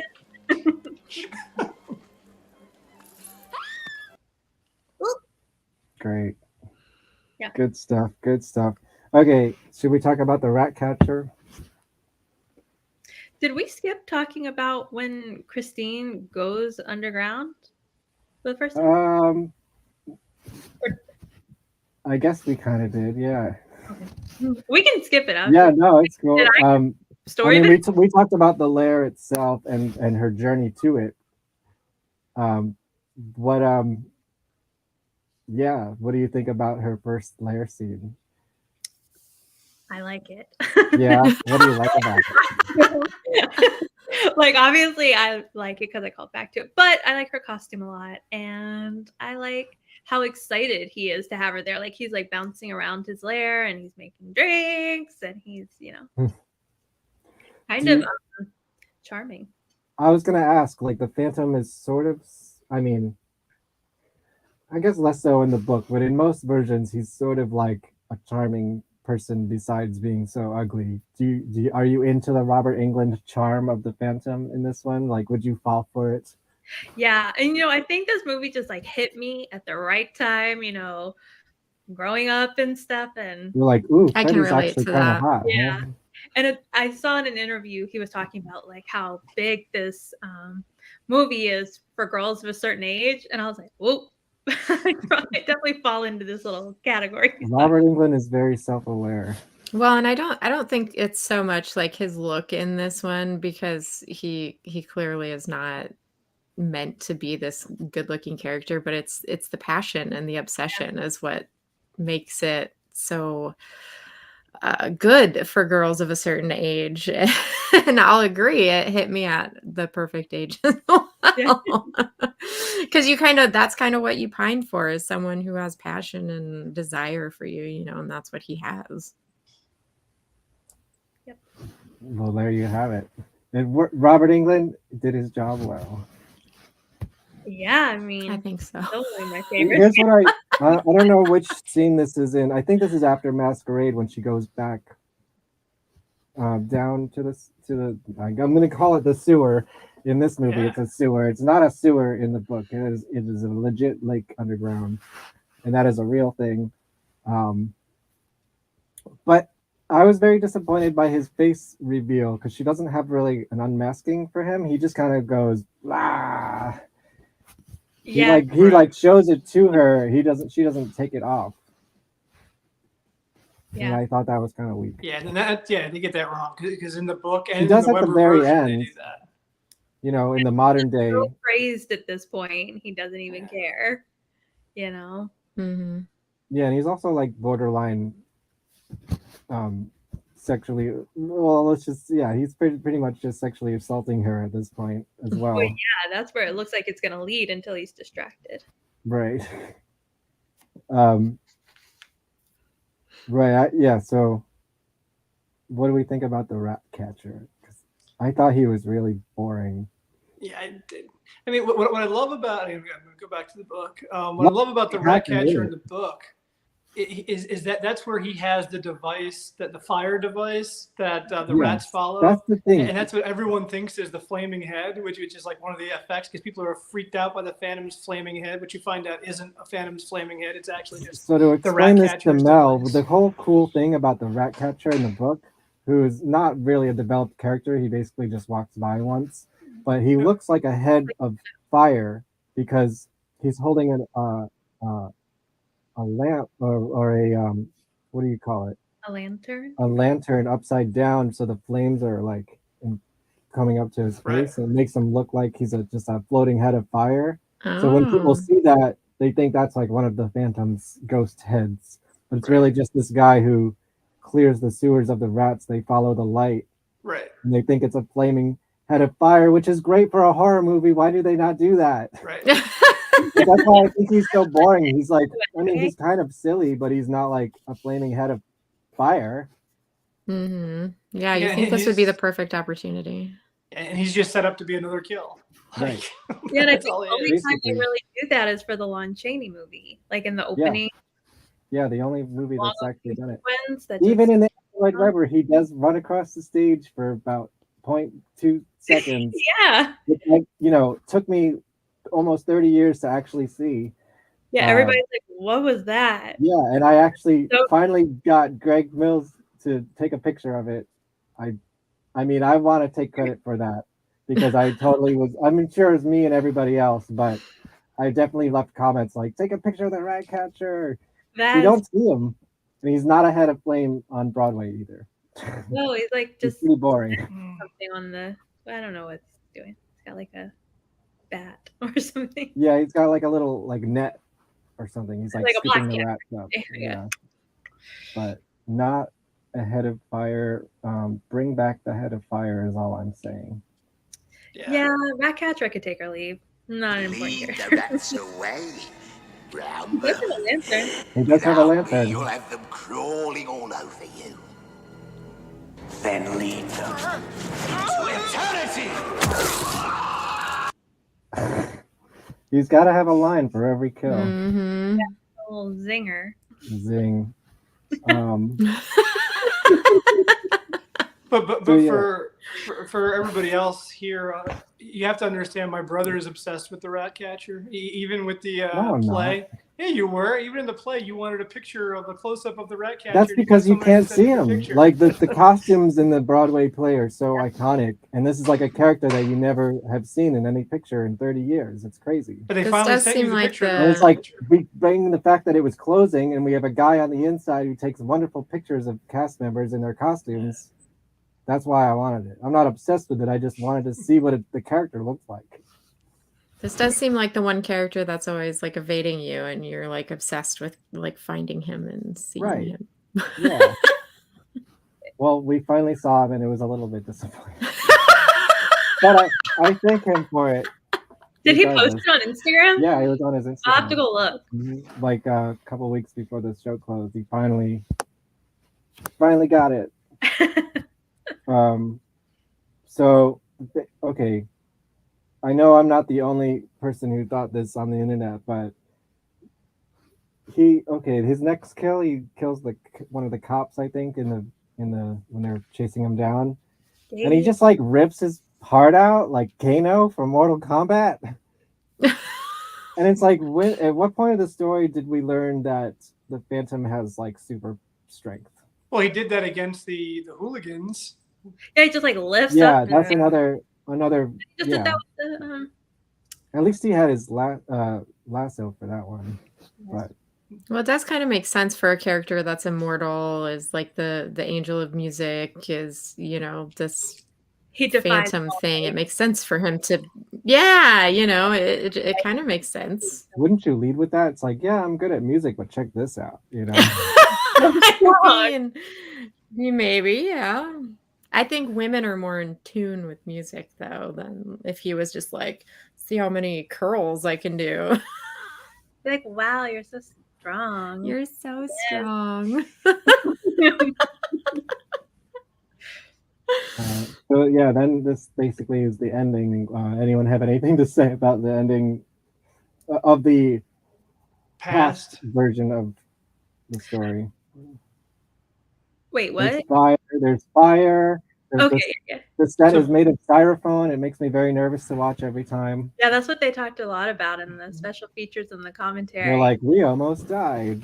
For sure. Oh my god. He said that they filmed in Budapest where the safety regulations were pretty lenient to none. Wow. and he said, great. And he said that the clothing they were wearing was highly flammable, and being close to all those candles were real, by the way. So he's like, so with all that real fire, especially when they started knocking them over for the last scene, it was kind of like, gee, let's hope we don't burn and die. Oh my gosh, that's amazing. So y'all know I love my Google Maps. Oh, by the way, the end though, there is another good reference to the book at the end, where he says to her, "This will either be a wedding march or a funeral mass." That's lifted directly from the book too. He gets it in there a little bit. Yeah. There's no scorpion or grasshopper. There's no torture chamber. There's no. Yeah, why is there no torture? Oh, because 90 minutes. Again, horror movie torture. Hey, there's no chandelier either, so. True. There's no rooftop either. Did we ever get to the bottom of that? But something I did when she, runs in the circle and ends up back where she started. That's also in the cartoon version, which is interesting. Oh yeah. I don't know which one of those came first.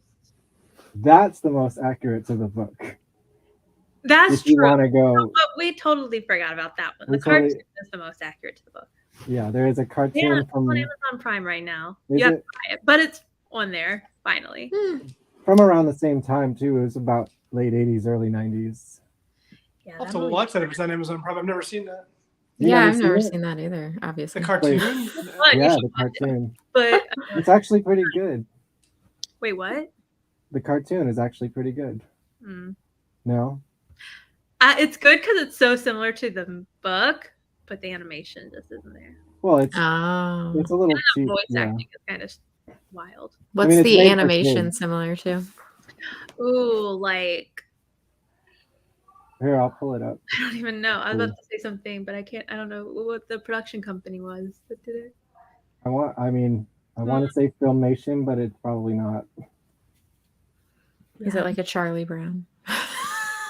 It's like very stunted movements, and like they kind of just make a figure, and it just like if it walks across, it's just like like it's like South Park, Terrence and Phillip. No. I guess like very jolty movements like that. Man, I wish there was a trailer for it. There might be a trailer. No, I think it's the No, I don't think. On Prime. But... Wait, I'll show you though. I'll kind of scrub through it. Stop screen, share screen.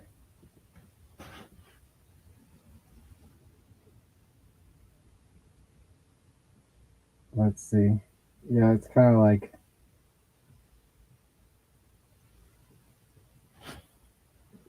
It's late 80s. Yeah, it's very reminiscent of like a Cinderella kind of. Like ghetto Disney. Yeah. Her hands are wild in this movie. Who? Christine's hands when she goes running, also funny. I'm trying to so find is that Christine? Yeah, I like the catacombs though. Look at that. That's pretty cool. Yeah, see, it's things like this that make it like so accurate and fun. And his face is like very Lon Chaney-esque. Is Christina brunette or a blonde? Brunette. That's her right there. Yeah, what's up with that? She's That's supposed to be another thing. Scandinavian blonde. What's her name? Sorelli is supposed to be a blonde. That's a character that Carlotta's nobody ever not uses. supposed to be a blonde. funny. Carlotta is supposed to be a dark-haired Spaniard. Like, come on, people, get your ethnicities right here. It's pretty weird. What is happening there? See, this is the scene. This is the scene we're talking about. It's Right? awesome. This is it right here. Next time I run, I'm running like See, that. that's what happened. She's back at the same point again. And Are we gonna get the unmasking here? Let's see the unmasking. oh yeah, the unmasking audio is interesting too. Well, I'm not gonna use the audio. Well, maybe I could. Not gonna go to the Broadway unmasking. Damn you! Enough to know what I had to do. I admit I have deceived you, but I am not a saint. He sounds like Oh, me. it's not- oh yeah, it's coming up. Give me. But how can I forgive you? What kind of a man are you? I mean, it's for What children. honest man covers his face? Awesome. Take off your mask. It's very like, I don't know, Scooby Doo. Have you not made me your prisoner? You are a prisoner of love. Oh God. Not really a wicked man. That's quite the mask he's wearing, Love me, though. and you shall see. And the mask in the book is black. Ah! Damn you. Now we're back. Curse you! Yeah, I mean, it's only about an hour. It's like a quick, it's made Yeah, for I TV or something. I haven't seen it in so long. I have to rewatch it. I have it on DVD somewhere. I actually think I might have the VHS of that too. Yeah, that was another one I would rent. I would think I would pick both these up. You'd think they'd re-release that for the Phantom fans.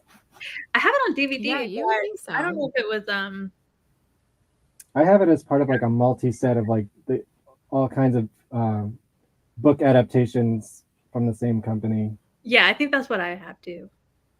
Oh man, what a terrible view. This is where the Phantom lives in modern day. When we're back into the present, he lives at 173 Riverside Drive. Huh. That's so weird because in like the commentary or something, they said he lived in Gramercy. Really? Yeah. And I was like, that doesn't look like that area.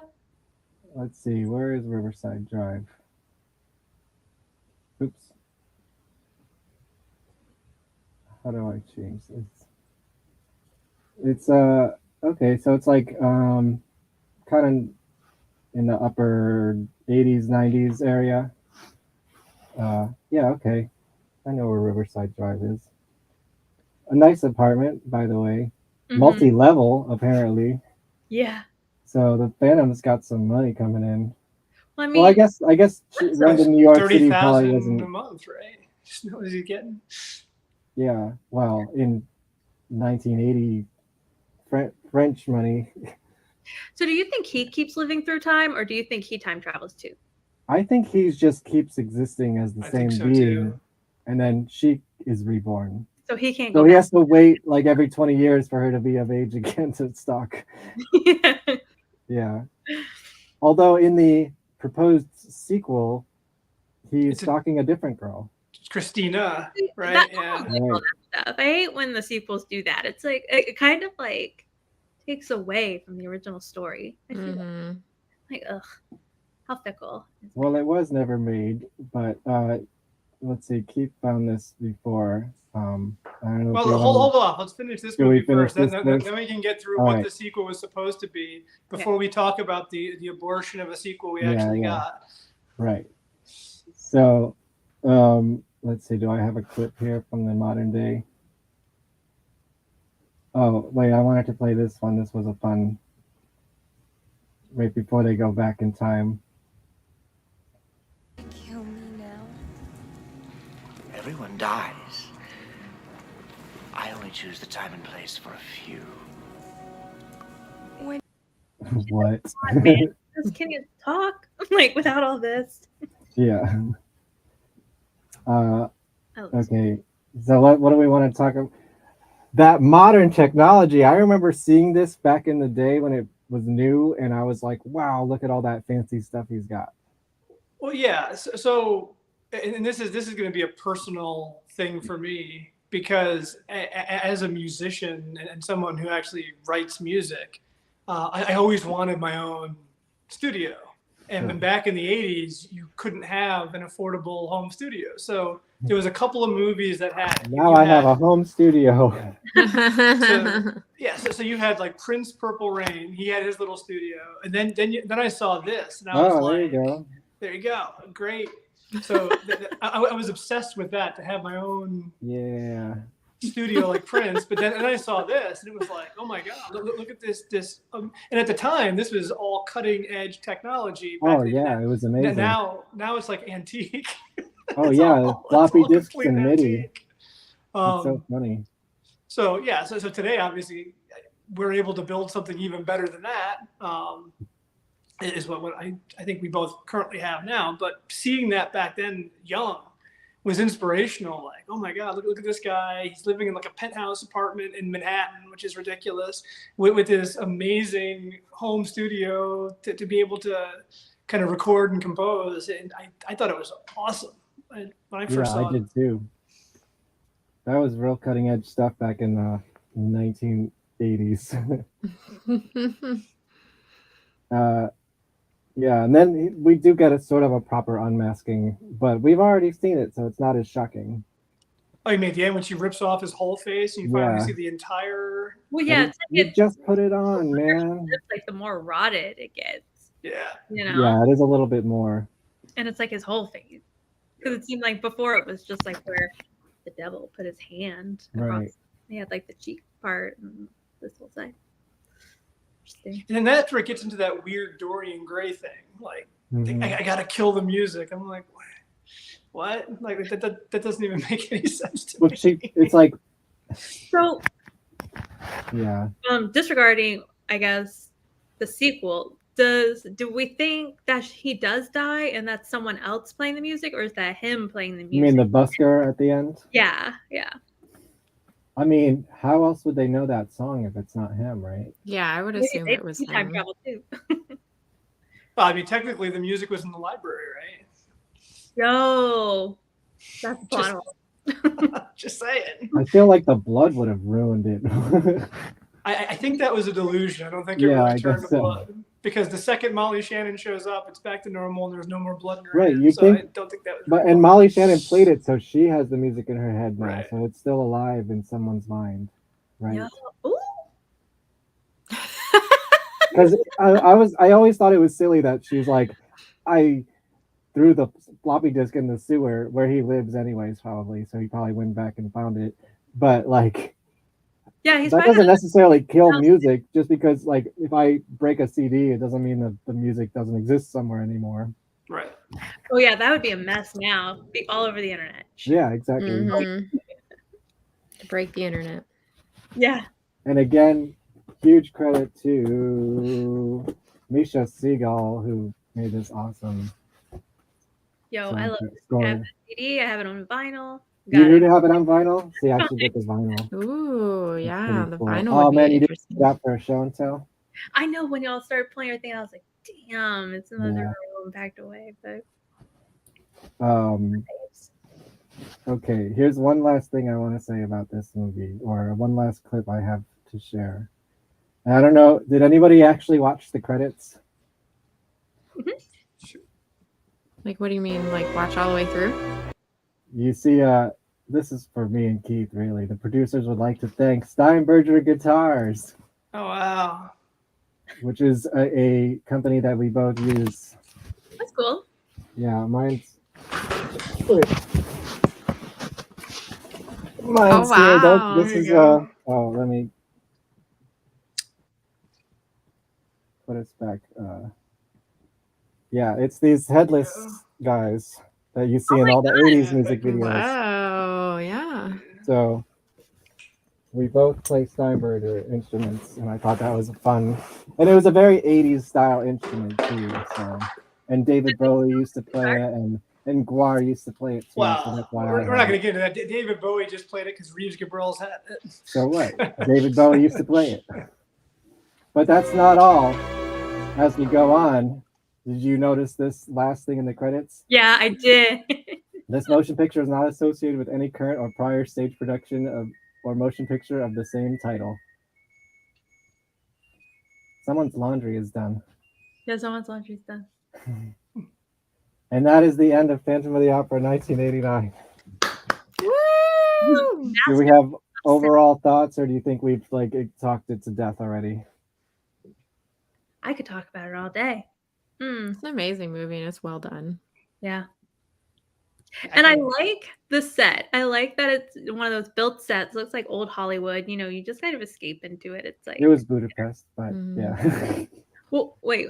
No, I mean like the style of old Hollywood. Oh yeah. Like it's very like Hammer horror and like the Claude Rains version. Like it all feels like it exists. Well, what's interesting about the sets, some of the sets in the Claude Rains version, is they were recycled from the original Lon Chaney. I know, it's amazing. I The love same that. set, same stage, same box, probably Yeah, what was some of the the other stage stuff. number? I was trying to think of this the other day. What's the question? The stage number where Oh, Opera House was built on. yeah. It was famous. It's gone now. It's gone now. And I didn't want to look it up. I was trying to be a good fan and remember. Yeah, 28. 28. Mhm.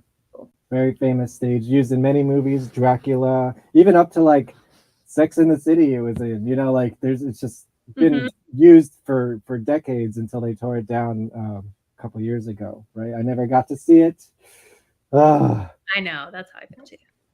Yeah, and as much as I complain about this movie, I actually love this movie, and this is a movie I could watch over and over and over again. It's just it's just a fun watch. Yeah, that's the thing. If they did make it longer with more like accurate plot points, it may not have been as good. It might have dragged. What is it? 90 minutes is a good length for a movie. I miss the art of a 90-minute movie. 93 minutes, like perfect. I agree with that. Yeah, and that's why you haven't watched the Joel Schumacher version. Yeah. Although I But guess again, you in could break it fairness, into it's the 2 play, acts. and then the play is what? Like the play's got to push close to 3 hours, doesn't it? 2.5. With the intermission 40. or without? Just runtime of the show. Yeah. It's got to be a good 2.5 hours. 240 to something, right? I mean, Okay, who wants to talk about Dance McCall? Oh wait, we're gonna talk about the sequel first. Right? yeah. Like, So here's what the sequel's supposed to be. Yeah, I don't know if we want to read this whole thing, but do you want to give the gist of it? I just read it today when I sent it to you. But basically, the Phantom is now living underground in New York. In a different sewer. In a different sewer, but like I think it was an old subway line, right? Like Yeah. way below the new subway line, where they have like they described it with like the mole people. He's living like the mole people. He's like king of the mole people. Right, and he has like the kids of the mole people going up and doing his bidding, almost like was it Oliver Twist? They have all the kids for their food going out and stealing stuff and doing stuff. They're all working for the Phantom. So they're the foot soldiers. Essentially, and he's performing for them, but he's also underneath, I guess, the Metropolitan Opera House, where he finds his new Christina, who is blind and Italian. Oh my god, she's Italian and blind, and so he seduces her. But then somewhere in the movie, she gets some experimental surgery where she can see, and there's this whole thing. Her father is killed by skinheads. Yeah, and the whole thing is a sequel for this movie because it doesn't even feel like it's in the no, same it's bizarre. They were written together. Which is funny. And Robert because Englund was like, I want to do this so I can do the sequel, which is going to be a better movie. Which to me, I read the synopsis and this is terrible. This is worse than what Weber did as a sequel. Like it's terrible. I did want to bring that up. Awful. I didn't grab my book, but a penthouse to going back to like this prison that he had been before, you know, like that make any sense. that Yeah. doesn't make sense, yeah. And if he was like a big But it's funny because in the again in one of the commentaries, again, I forget which one it was. I think it was in the Phantom commentary. Robert Englund actually says something different. He says he was going to play a violinist in the sequel, is what he says there. So he gives two different stories of what the sequel is going to be. So maybe that was the better version where he takes over as the busker with the violin and continues. But maybe that would have been a more interesting take on it. But I don't know. But it's definitely nothing like Dance Macabre. I can tell you that. Yeah, I well, have no idea what to expect with I Dance feel Macabre. like it's another one of those weird trends in Phantom lore and literature that the sequel has to take place in Manhattan for some reason. Famously, Andrew Lloyd Webber commissioned a very, very terrible book called Phantom of Manhattan, which I have in my Phantom closet somewhere. You think Dance Macabre's bad? You should try reading this book. I'll pass. Maggie, have you read the Phantom of think Manhattan? I read like a chapter of it. It's on my shelf. It's real bad. And that sort of got turned into the Andrew Lloyd Webber sequel to the musical Love Never Dies. Did you know there was a sequel to the musical, Mel? I had no idea. It never opened in New York. But love kind of does die at the end, doesn't it? That's Spoiler. part of the problem, yeah. You guys are kind of opening me up to like this whole new world of This things is why I had do a no show idea. about it, because there's so much to talk about, and it's all, most of it's not good, but it's all interesting. Yeah, Yeah, like that makes like sense. Love Never Dies, the fact that it exists is interesting. Yeah. And I mean, So listen, put it this way. Coney So Island, he's the king of the freak show, basically. Like it makes sense, but it's just not. So Maggie and Kevin, you'll appreciate this because you know the whole Broadway stuff. But I saw Love Never Dies on stage. was not good enough to ever make Broadway. So it never came to Broadway. Yet Bad Cinderella was great for Broadway.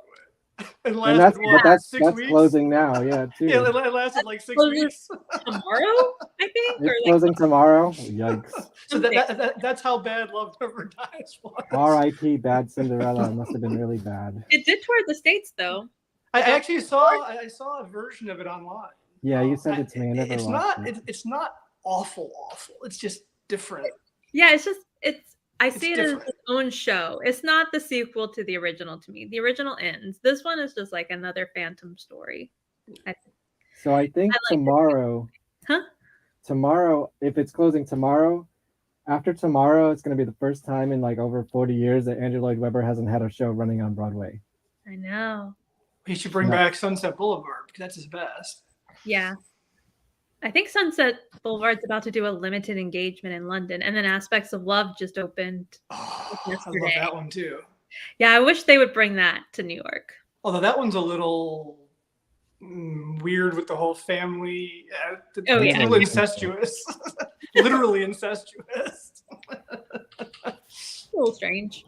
But the music's good. We're just avoiding the topic, aren't we? Oh, we can do it. You want to do Dance Macabre? Let's do Dance Macabre. Let's not for long. I know it's like I said this would be about 2 hours, and it's been about 2 hours. So let's do this in like 10 minutes. I'll give you the elevator pitch that they used to make Dance Macabre. Let's do Suspiria meets Psycho. Oh my God! Yes. But somehow it turned out like a giant pile of shit.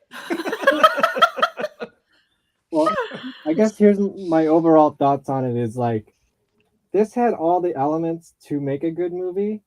Robert Englund in drag, an interesting location, hot young naked dancers doing drugs and having sex, a murder mystery,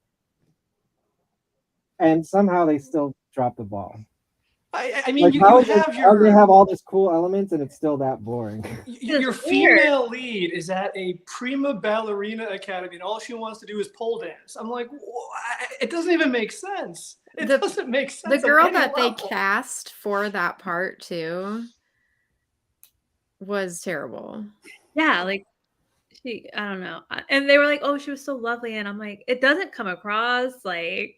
Her physique was all wrong because, like, when you think about a ballerina and how like thin they have to be and like the structure of their actual body, she looked like she was a volleyball player. Yeah. Like she was just too athletic looking for me, so I couldn't take her seriously when she was like trying to do her ballerina stuff. And then Robert Englund in the drag that they put him in. I could not take that seriously It was so either. bad. No, It, that's just the makeup was bad. The wig they decided to put him in, the lipstick, like you could see, was like overdrawn his lips, and Yeah. it was very distracting. my big question with it is like, I guess it's the way they present it. I'm assuming they want the audience to not know that those two characters are the same person, but it's just like so obvious to me that that's See, Robert Englund. So at one point I was like, okay, this is the guy putting on the makeup. And then it persisted so long without any kind of hiccup that I was like, is he supposed to just be another character? I think that's what they wanted us to believe, and then at the end it's like, oh my god, they're both Robert Englund, even though it's like so obvious that it's Robert Englund. Yeah, I didn't know. Yeah. But Well, like and he Psycho had did like it a well. Psycho hit it so well. Yeah. Where the end was actually a shocker, and you were like, "What?" Whereas this was just done so poorly. Right. Yeah. I didn't even know that that's what they were going for, because like when you see the guy putting on the makeup, I like knew that it was him. So I was like, okay, you just know. But then he has like this mustache and beard in one scene and then none in the other. I'm like, how did he do that? Are we supposed to believe he's putting fake hair on his face or Yeah, it something? doesn't make a lot of sense. And just because she resembles the woman he loved that's killed in the beginning, he's now gonna kill off all the real ballerinas so this train wreck of a dancer can get the job at the ballet. Like, No, he wants to be her. He wants to be her. See, that would make more sense to me. That's the whole twist, is like, I have to come to the performance, not Madame, because she will kill you because she wants to be you. Yeah. Which doesn't make sense either, but that's the explanation. It would But make then why sense are if they she was killing off actually all the good. competition? Why not just kill her? But she looks like his old love, so doesn't hey, make at least she's sense. blonde. It's so bad. So how did somebody invest money to get this on a high quality Blu-ray? And that's what I want to know, because I mean, we this all movie was bought so it. terrible. Okay, let me tell you about that. If you guys ever frequent Vinegar Syndrome's website, Yo, Mel will there tell- are yeah. movies much worse than this that get supreme 4K treatment. See, It's Mel's in the collector's circle where it's like anything they put out, these people will buy. that is 100% true. And this happens to have Robert Englund, which is an extra plus for us horror fans, right? So there's a movie like this, Six String Samurai. I don't know I if you guys remember have that seen it. movie, yeah. But I have this it on DVD. this isn't particularly a great movie, but the treatment that this movie gets, it's like 4K. It gets this magnetized box set. The movie itself has like a slip cover. It comes with this giant book Gotta with have a slip cover for Mel to information. buy it. It has like all this artwork. So I'm not surprised. I'm actually surprised of how little this movie Right. They should have had because like. this movie is 100% better than this one. You think so? Six String Samurai, huh? But you know what I mean? It's like It's a cult classic, though, more than Dance Macabre is. I am 100% surprised at some of I like actually own Six String Samurai. the so- terrible movies that get the greatest treatment. And Yeah, I mean, look at Phantom of the Mall. Like, look at what they did for that. It's like Yeah, but Phantom of the Mall was- amazing. this is one of my They're favorite pushing releases from quality Arrow because of the treatment that it got. Yeah, Because this it's is so like expensive. well, and these releases, they're not too bad, but this box is like super hard. It comes with this book, which is Yeah. pretty substantial. It came with this poster,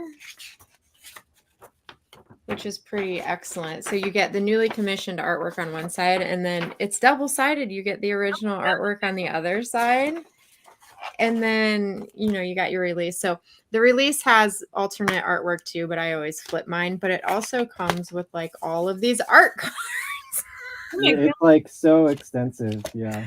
Yeah, it's insane. And then it has like a double disc in here, and then the alternate artwork on the back, but I always flip mine so I get to see both of them. Like, it's insane, some of these treatments that these movies are getting now. Yeah. I agree. It's Dance Macabre should be much more extensive.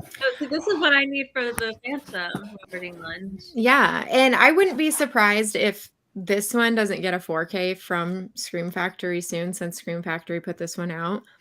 And this one might as well too, because Scream Factory seems to be dipping into their archived stuff and releasing it all on 4K right now. So we might see 4Ks of those eventually. And just for the audience, the whole story and why we picked this as a double feature is, yes, it was not exactly the sequel. I don't think they necessarily adapted any script for it, as the internet likes to say. But because the second film was canceled, they had a contract with Robert Englund, and I'm sure if you all listen to the commentary, you heard this story, but like, they either had to make a movie with him or they had to pay him out of his contract. So they're like, fuck that, we're going to write a new movie for you.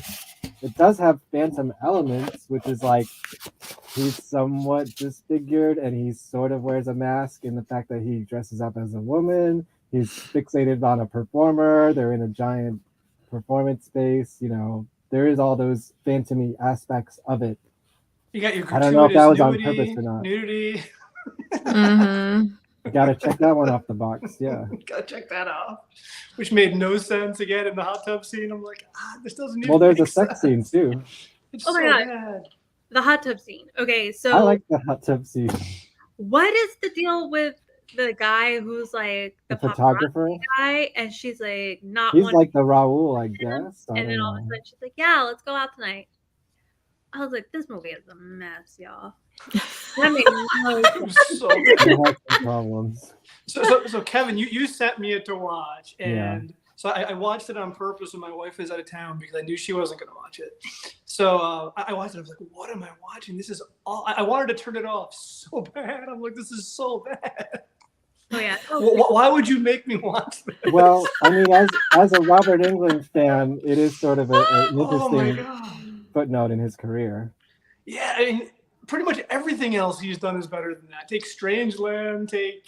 He's done Rangeland, so. why is that not on Blu-ray? He's done so many other appearances over the years that are.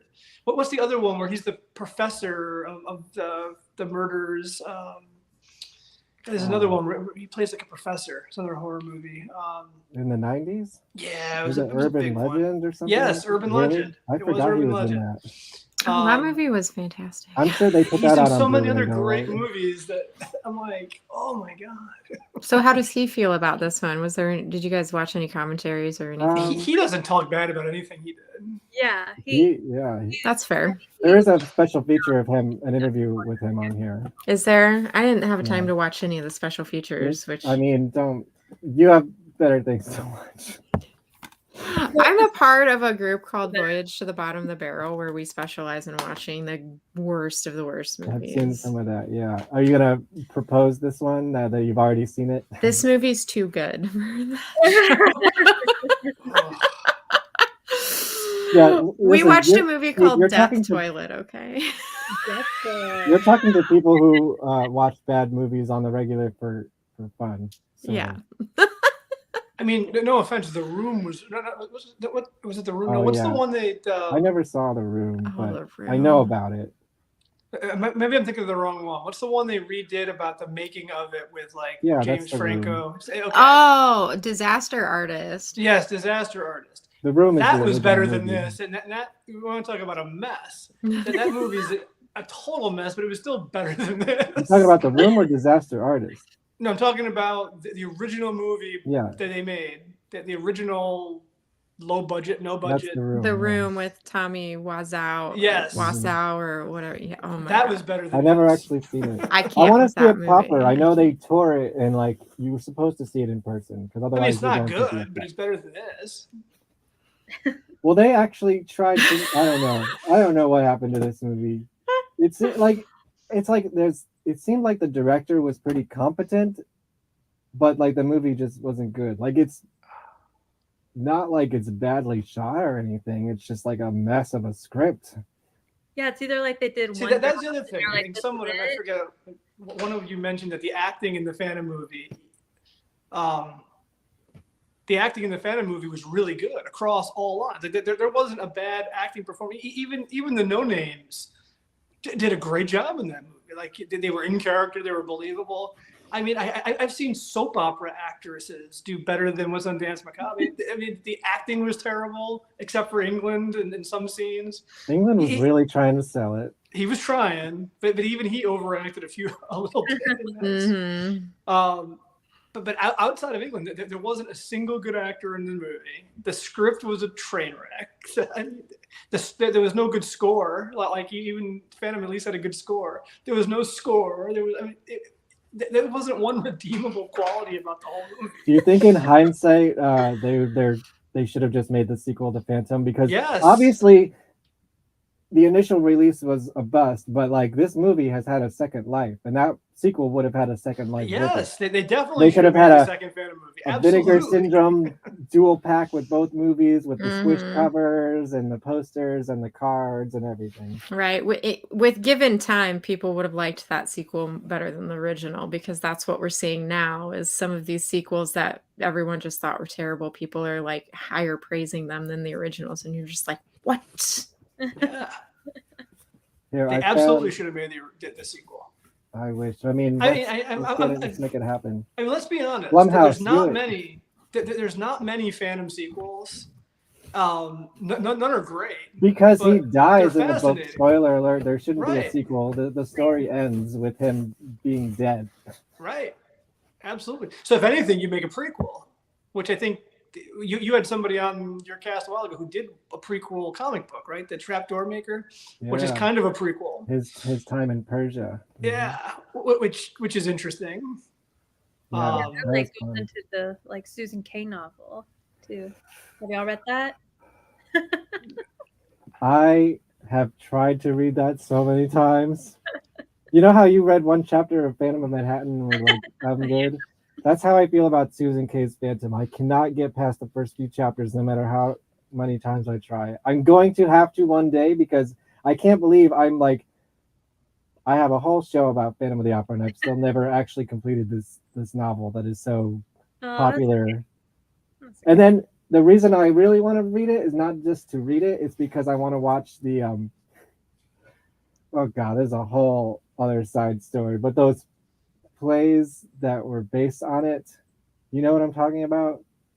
In was it Japan or China? I don't know if they're based on that. I think it is. They did 2 different plays based on each half of the book. And there's a release of it with 2 different casts. So it's actually 4 discs. It's 2 different casts doing both plays that are based on Susan K's novel. Oh, I don't think I know about this. But it's not in English, right? No. It's not sung in English. I can find a English? trailer for it. I think it's just called Phantom. But tell me your take on the Susan K novel while I'm looking for it. I mean, it's just fan fiction.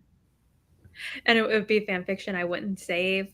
You know what I mean? Oh, so you're not a big fan of it either. No. Okay. I think I've read better stuff on like fanfiction.net. Mm-hmm. But sometimes fan fiction takes on a life of its own. I mean, correct me if I'm wrong. Wasn't 50 Shades of Grey fan fiction of Twilight? Mm-hmm. I think so. Yeah, like she loved Twilight, and then. Oh, Well, that's why I was watching The Secretary the other day, and the character's name is Mr. Grey, and I was like, interesting. I never caught that. Phantom: The Untold Story. Let's see if there's a trailer for it. Is this that new thing that's coming out? No, this is getting screened in some places. No, that is a version of the Yeston Coppet, I believe. Okay, yeah. But there is, Kevin, I sent you the article too. I don't know if you got to read it. That there is a new serial coming out. I think, is it Amazon Prime or something, about another Phantom story. It's another murder mystery story, but it's set in the universe of putting on the Andrew Lloyd Webber play. Yeah, I've heard It's in the backdrop. I haven't. I sent you that article today, right before I sent you the synopsis of the other one. I only saw the other one. So there is another. Because didn't they film Majestic some stuff? What's supposedly. like a few months ago. Oh, really? I think so. Huh. And when is this coming out? Who's making don't it? know. What kind of I thought it was Amazon Prime, but Yeah, it's one of the. just like regular. what's it called? I don't know. I'll have to look it up. Hey, hold on, I sent it to you. Like Yeah. today. I know. I'm trying to get this up. So this is the Phantom reviewer, who I very much missed, but yeah, they made a Susan Kay musical called Phantom: The Untold Story, and the entire cast is male because females, I think, are not allowed to be on stage in this country or something like that. So it's even more interesting. Yeah, it's a whole thing. And I have it, and I never watched it because I never finished that stupid fucking novel. Aww. Did we ever? So it's going to be on Peacock. Okay.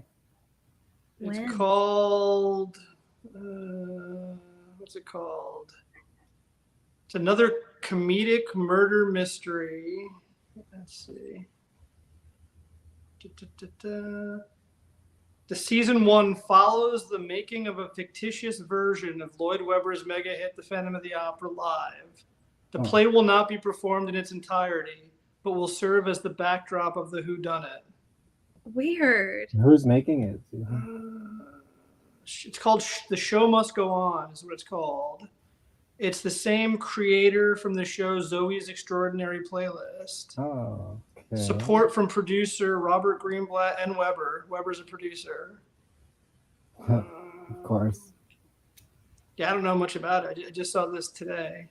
Awesome. Well, I'll watch Do we know that. when it's supposed to come out? And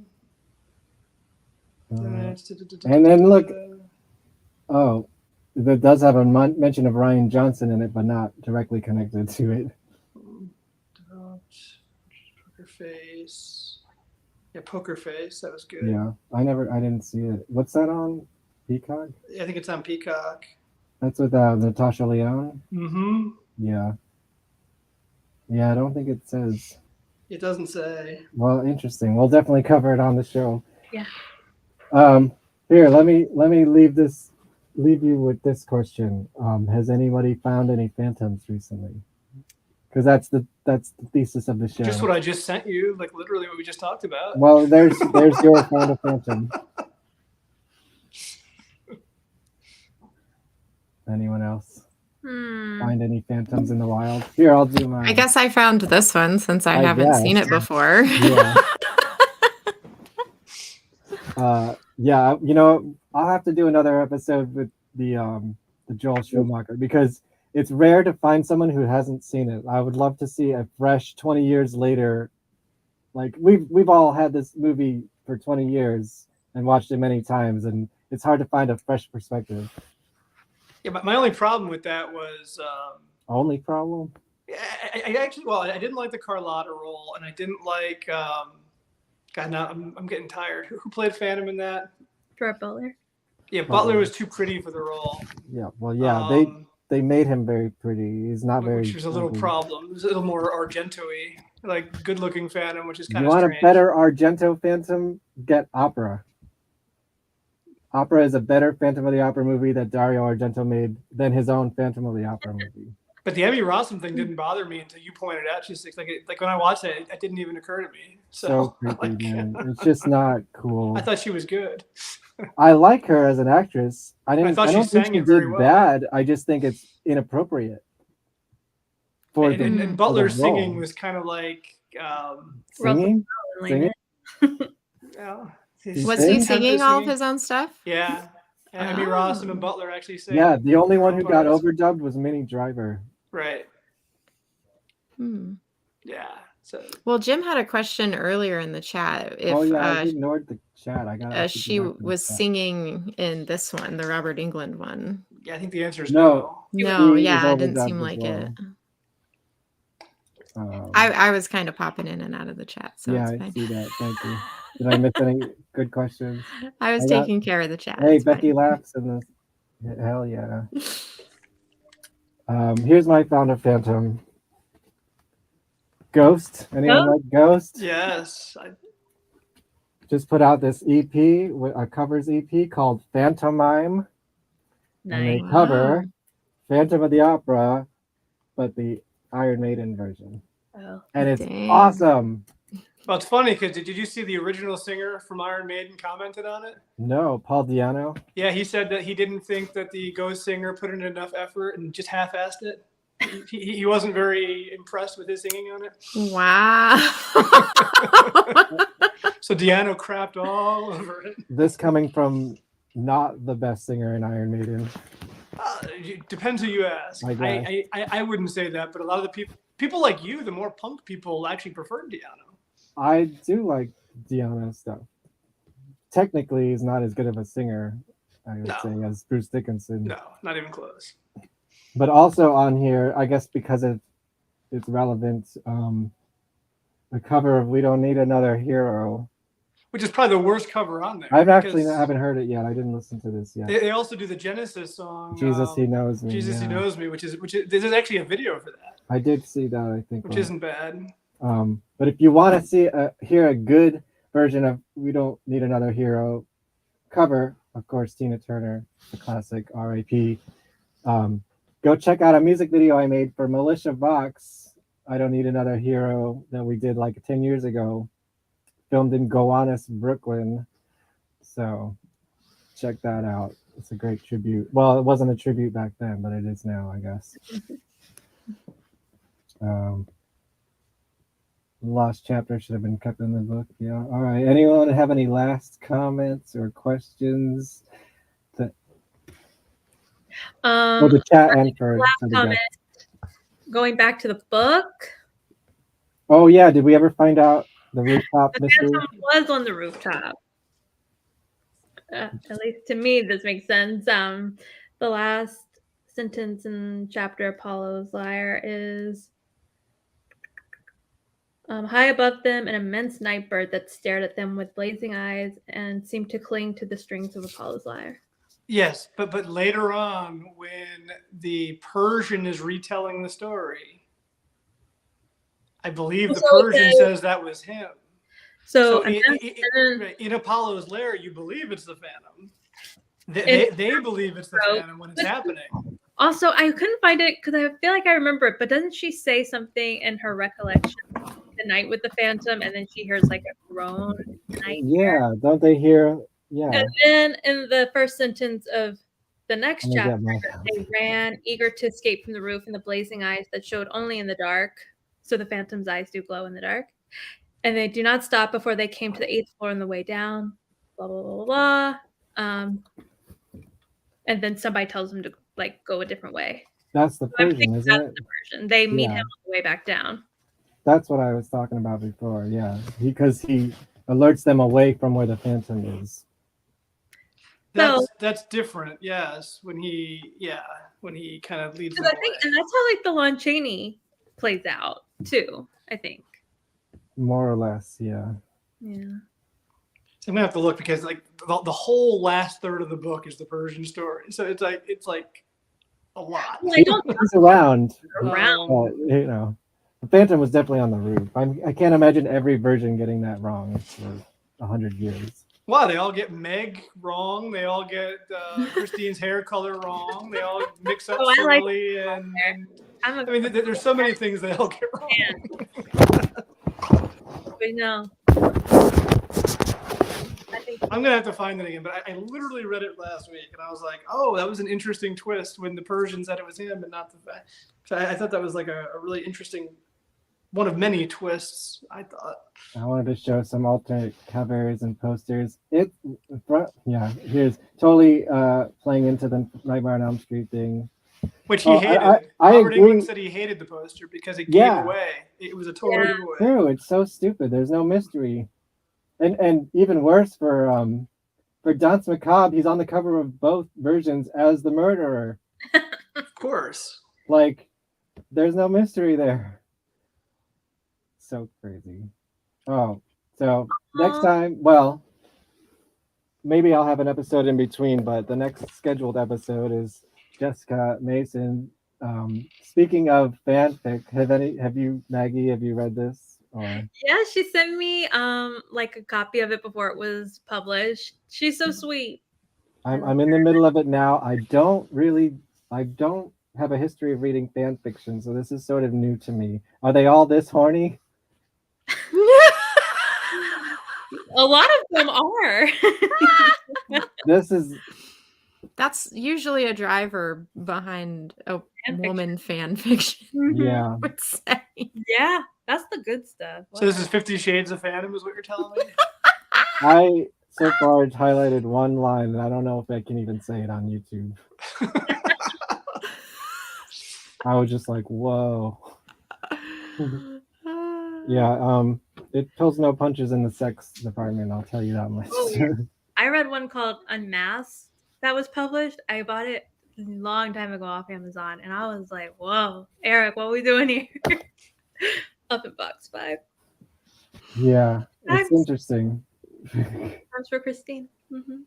Well, we're going to talk all about it. What I love most about what she does is she's very much like a phantom historian. Her TikTok's great, lots of great details about the real history of things in the book and facts that people get wrong all the time, right? Yeah, I love this because she does all the research. I'm like, oh, thank you. Just like do it for me. And yet her Christine has black hair. So I have a bone to pick with her. Oh, that'll be Christine interesting. is Scandinavian. She's a blonde. And she's very much into the real deal history. And I mean, even the real person, it's based on a real person, Christine Nielsen. You can look her up. You can see pictures of her. She is blonde. Interesting. Yeah, you ever see her? Yeah. Christine Nielsen. And then I'll let you guys go. You guys have She been related to with us Brigitte now. Nielsen, ex of Sylvester Stallone. No? Could be, I don't know. I think I'm spelling it wrong. It's like Nill or something. So And or Nillsso something. what would you say? And how do you spell it? NILSSON. Oh, here we go. Swedish opera singer. Yeah. Present, share screen. That is what Christine is actually based on. That looks like brown hair to me from here. Like, I mean, But the book clearly says blonde hair in the book, so I mean, I don't know about it. Yeah, so that's the real Christine. Oops, that popped up in a new window. Hold on. Yeah. Oh, still didn't get it. God damn it. Is Terry Polo blonde Phantom? I mean, blonde Christine. Brown Christine. There you go. She is. She is. I really, really, really want to talk to Terry Polo. I would love to get her on the show because with her, it would be a dual episode. What, Mystery Date? Yes, she is in 2 of my favorite movies. You're not going to and do she Meet the filmed them back to Fockers? back. No, fuck Meet the Fuckers and that whole series. I mean, that's cool too, I guess, but Phantom of the Opera, the only one actually filmed at the real opera house with Charles Dance as the Phantom. Love. And, well, I guess everyone now knows him from Game of Thrones, right? No. I know him from Phantom. Yeah, me too, but when I see, Mel, you probably haven't seen that one yet either, because that's another like 3-hour. It's a 2-part epic series. Yeah. I've seen Game of Thrones.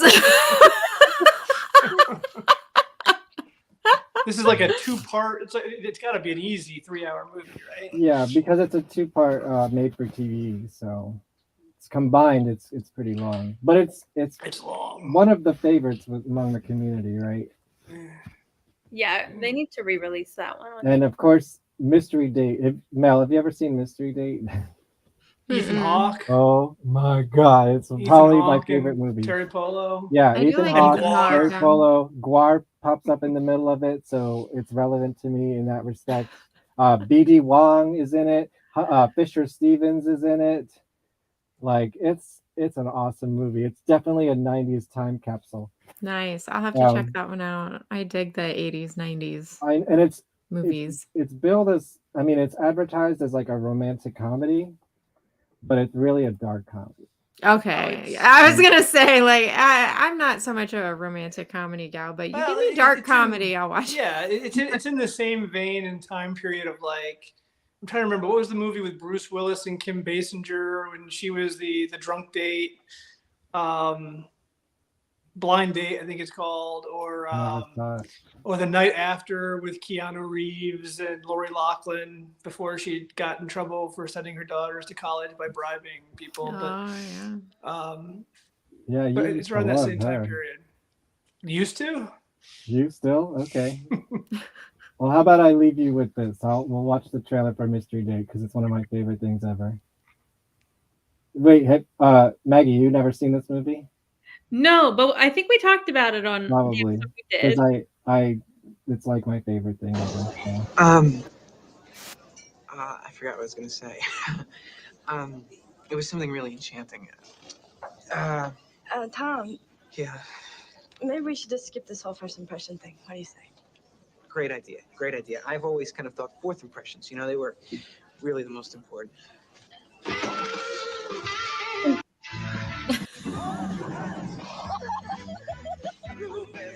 Guar. Oh man, yeah.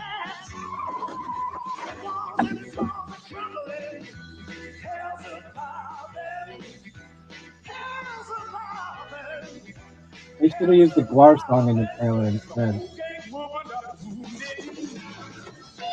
I'm having a great time. You are? Can't wait to see what you'll do next. Next? Mr. Liu would like you to be his guests for dinner. Did you know that he killed my cousin, Ho Wong? Well, it's our first date. We haven't had a lot of time to open up to each other. What the heck is your problem? I think he wants to kill us. What, with MSG? Yeah.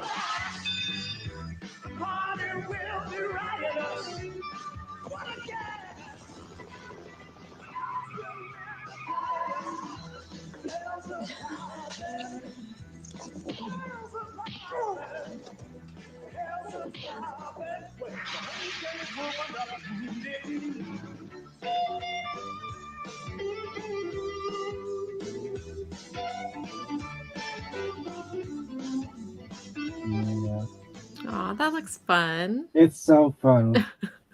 I think it's on Blu-ray, but it probably needs a 4K. That's a young Ethan come on, young Ethan Hawke. Yeah, this was like 1990 or something. It's like I feel like she did this and Phantom of the Opera back to back, for sure. I think they both came out in the same year. Great soundtrack too. I think Seal's on it. I just saw Seal live last week. It was awesome. Just had to throw that out there. Has nothing to do with anything. Okay. What's that? I think I saw that on your story. Yeah. That's cool. It was pretty cool. Well, thanks for doing this, everybody. I hope we had fun. Even though I made you all watch a terrible movie. Well, Mel's used to that. Yeah, I watch them all the time, but I had fun. You learned something about Robert. I learned a lot of things, and I feel like I definitely need to do some research and watch and read some things now. Hey, if you read Phantom, come back on the show. We'll talk about it. Because if I can find a good audiobook that I can listen to at work, I'll definitely do that. There's one narrated by Christopher Lee out there. So if you want to get like old school horror. Nice. I know he does one. I don't know what the translation he reads is, but it's out there. Yeah, I'll look. Because I'm interested to see if I feel like the Phantom was on the roof or not. He was on the roof. He had to be on the roof. All right, guys. Thanks for being here. Come back July 7th. We're going to talk to Jessica Mason about Phantom and her novels. Her second one is coming out next month, I guess. Something like that. So, Keith's gone already. All right. He's like, I'm out of here.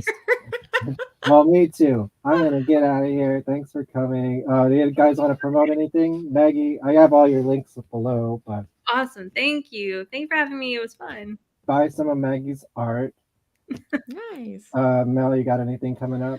I can't think of anything off the top of my head, but I'm usually good about shouting that stuff out in my socials. So just check me out at My Killer Podcast. But thanks for having me on. This was fun. If we do this again, I'll be way more educated. I promise.